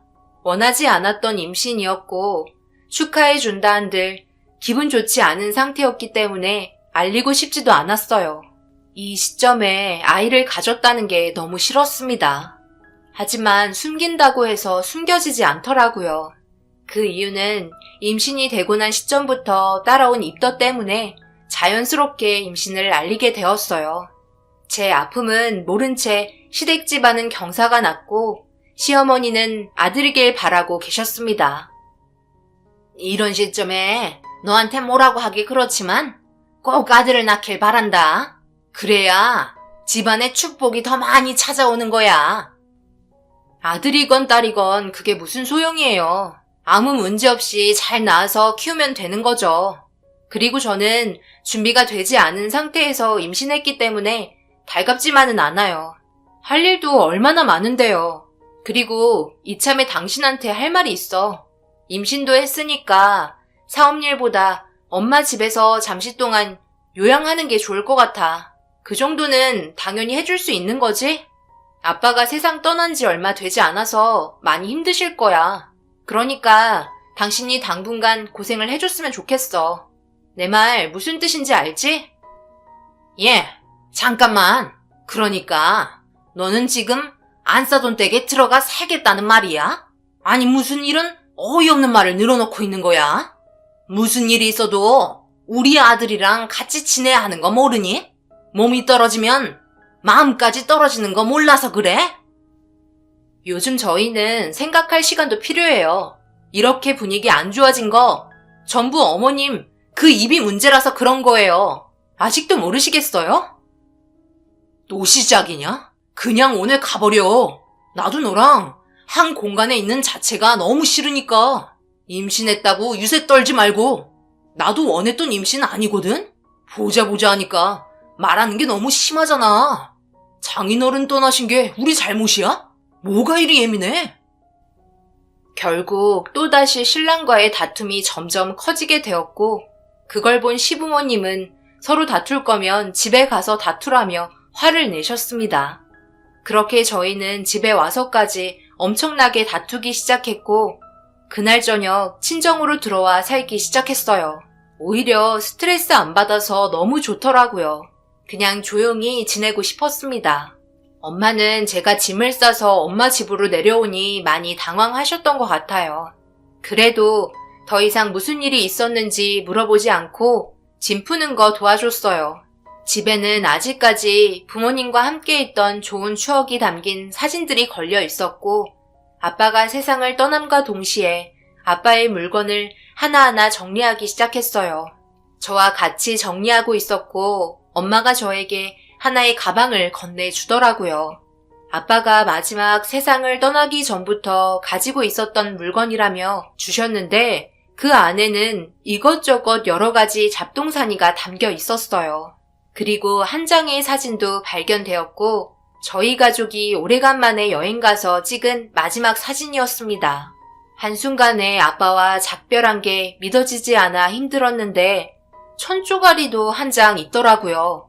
뭔지 싶어 물어봤지만 엄마도 모르는 것 같았습니다. 그렇게 상자 안에 아빠가 마지막까지 가지고 계셨던 가방을 넣었고 차곡차곡 짐들을 정리한 뒤에 창고에 전부 넣어뒀어요. 임신하는 기간 동안 엄마 옆에서 식당 일도 도와주며 출산 준비를 하고 있었습니다. 만삭이 될 때까지 신랑과 시부모님 얼굴은 자주 안 보게 되었고 그렇다고 저를 보려고 찾아오지도 않았어요. 점점 연락도 뜸해지면서 오히려 떨어져서 사는 게 편할 정도의 사이가 되어버렸어요. 그렇게 시간이 흘러 출산을 하게 되었고 그 소식에 시부모님과 신랑이 병실에 찾아왔습니다. 태어난 아이를 보니 얼굴에는 웃음꽃이 피어났고 그래도 아이가 태어나면서 집안 분위기가 좋아진 건 있었어요.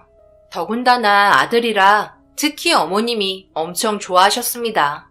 아이가 태어나면서부터 제 삶은 없었고 오로지 모든 일상이 아이에게 초점을 맞춰 살아갔어요.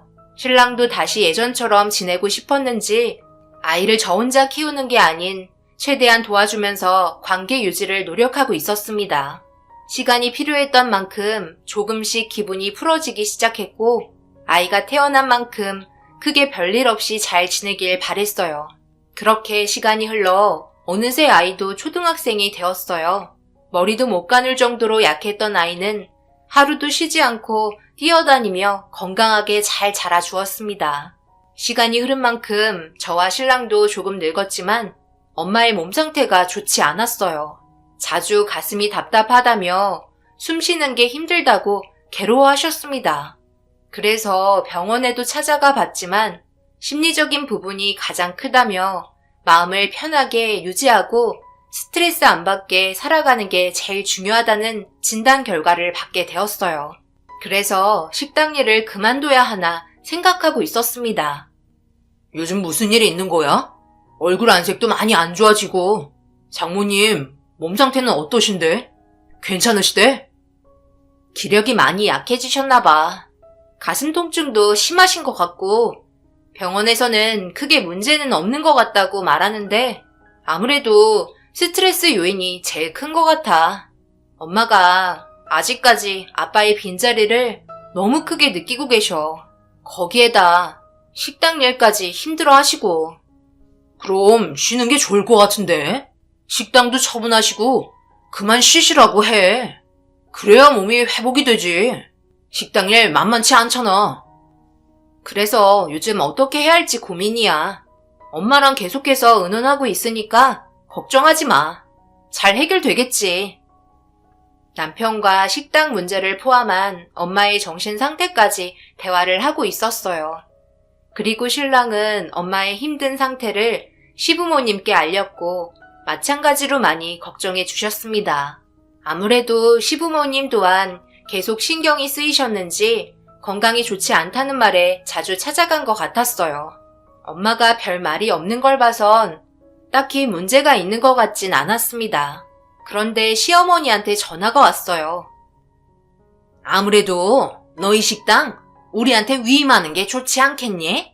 다른 사람들에게 처분하느니 차라리 우리가 위임받으면 크게 달라지는 건 없잖아. 시애미 생각엔 이게 제일 좋은 방법 같은데 너 생각은 어떤지 듣고 싶구나. 네? 위임한다고요? 엄마는 아예 처분을 하고 싶어 하는 것 같았어요. 더 이상 관리가 힘들 것 같다면서요. 그런데 위임은 처분이 아니잖아요. 그냥 저희 식당을 준다는 건데 그렇게는 아무래도 힘들 것 같은데요? 뭐가 힘드니? 내 말 좀 들어봐봐라. 일단 우리가 식당을 위임받고 벌어들이는 수익을 매달 안사돈 내게 주는 게 좋을 것 같은데? 그건 아닌 것 같아요. 차라리 그럴 거면 그냥 저희 엄마가 운영하시는 게 낫죠. 아니면 제가 운영하던가 하면 되는 거예요.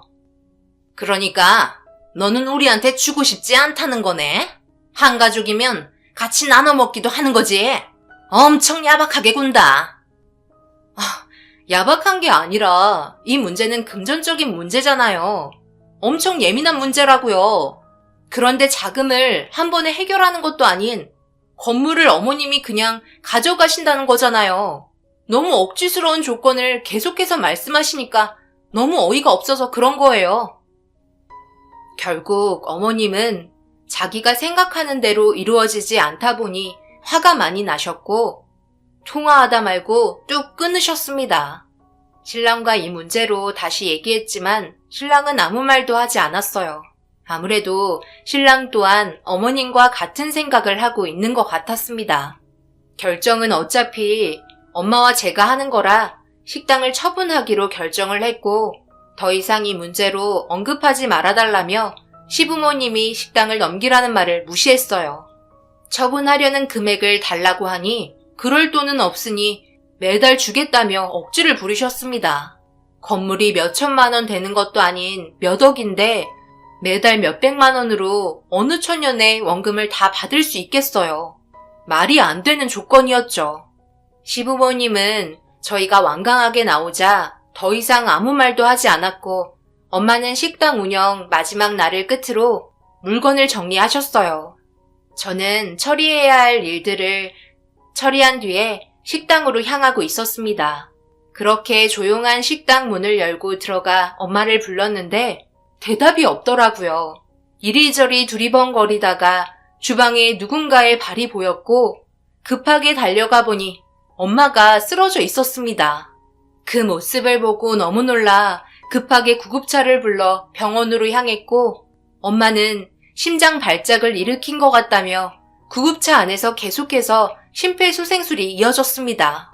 그리고 응급실에 도착해 엄마를 살리기 위해 상당히 많은 의사분들이 붙었고 정말 다행히도 엄마는 숨을 쉴 수가 있었어요.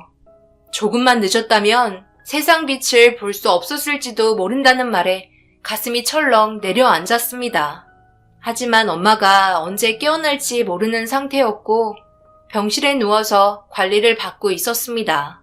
이 소식을 들은 시부모님과 신랑이 급하게 달려와 엄마의 상태를 물어봤어요. 아직까지 의식이 없다며 괴로워하고 있자 모두가 저를 위로해 주었습니다.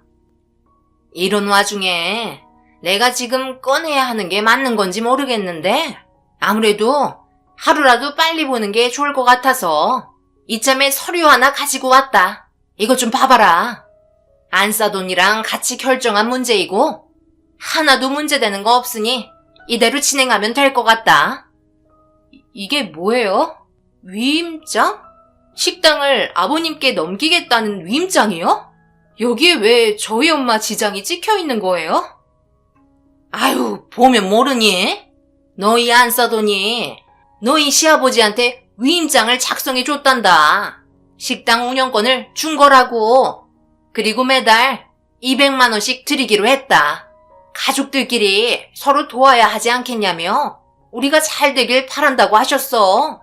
그러니 다음 달부터 법적으로 너희 식당은 우리 소유라는 거 잊지 말거라.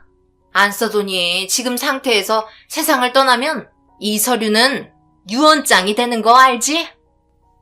말도 안 되는 일이 벌어져 있었어요. 엄마가 저와 상의 한마디도 없이 이런 일을 독단적으로 해결했을 거라곤 생각할 수 없었습니다. 뭔가 일을 꾸민 것 같은 냄새가 너무 났어요. 아무 말 하지 않고 가만히 있으니 제가 어느 정도 수긍한 줄 알고 시부모님도 더 이상 아무 말 하지 않았습니다. 저는 일단 집에서 짐을 챙겨와야 할 것 같아 신랑 차를 타고 집으로 향했어요. 가는 동안 서로는 아무 말 하지 않았습니다.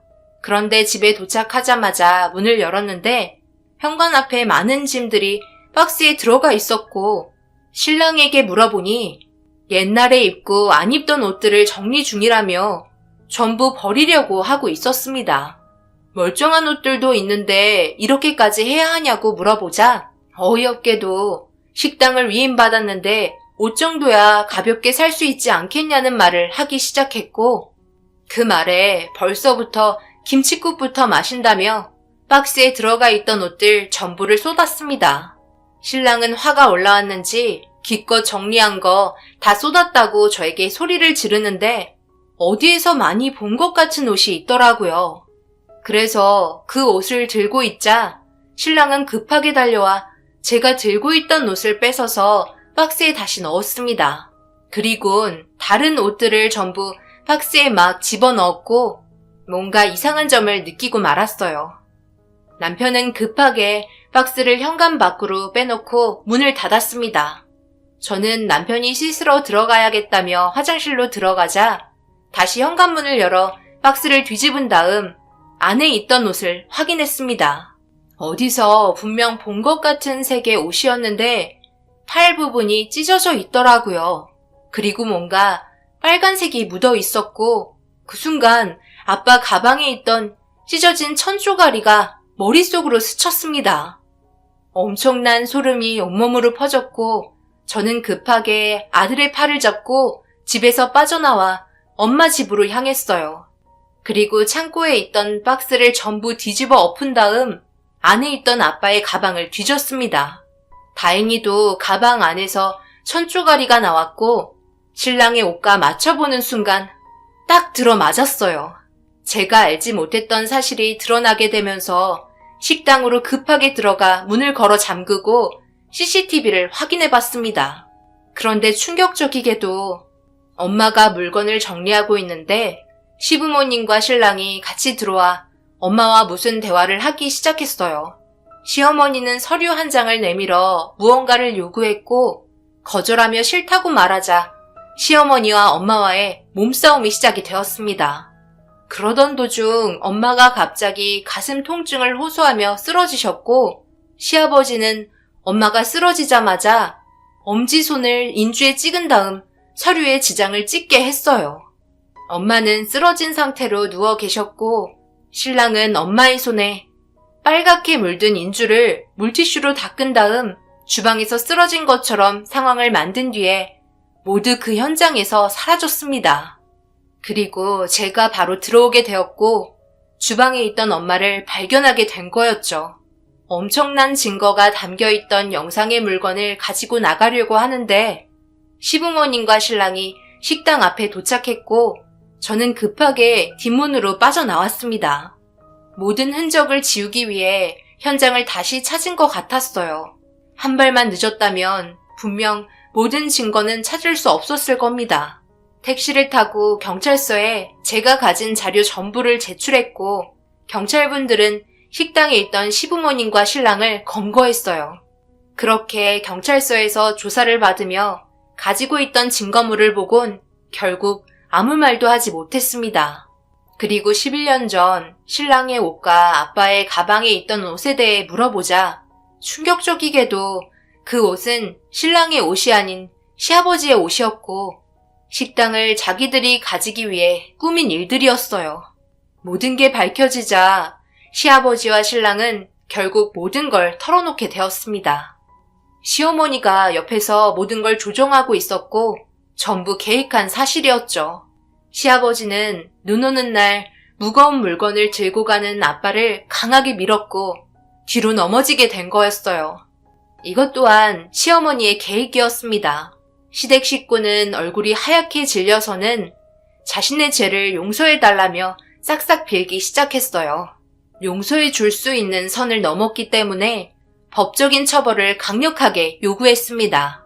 다행히도 엄마 또한 정신을 차리게 되면서 모든 사실은 더 정확해졌고 빠져나올 수 있는 방법은 전혀 없었어요.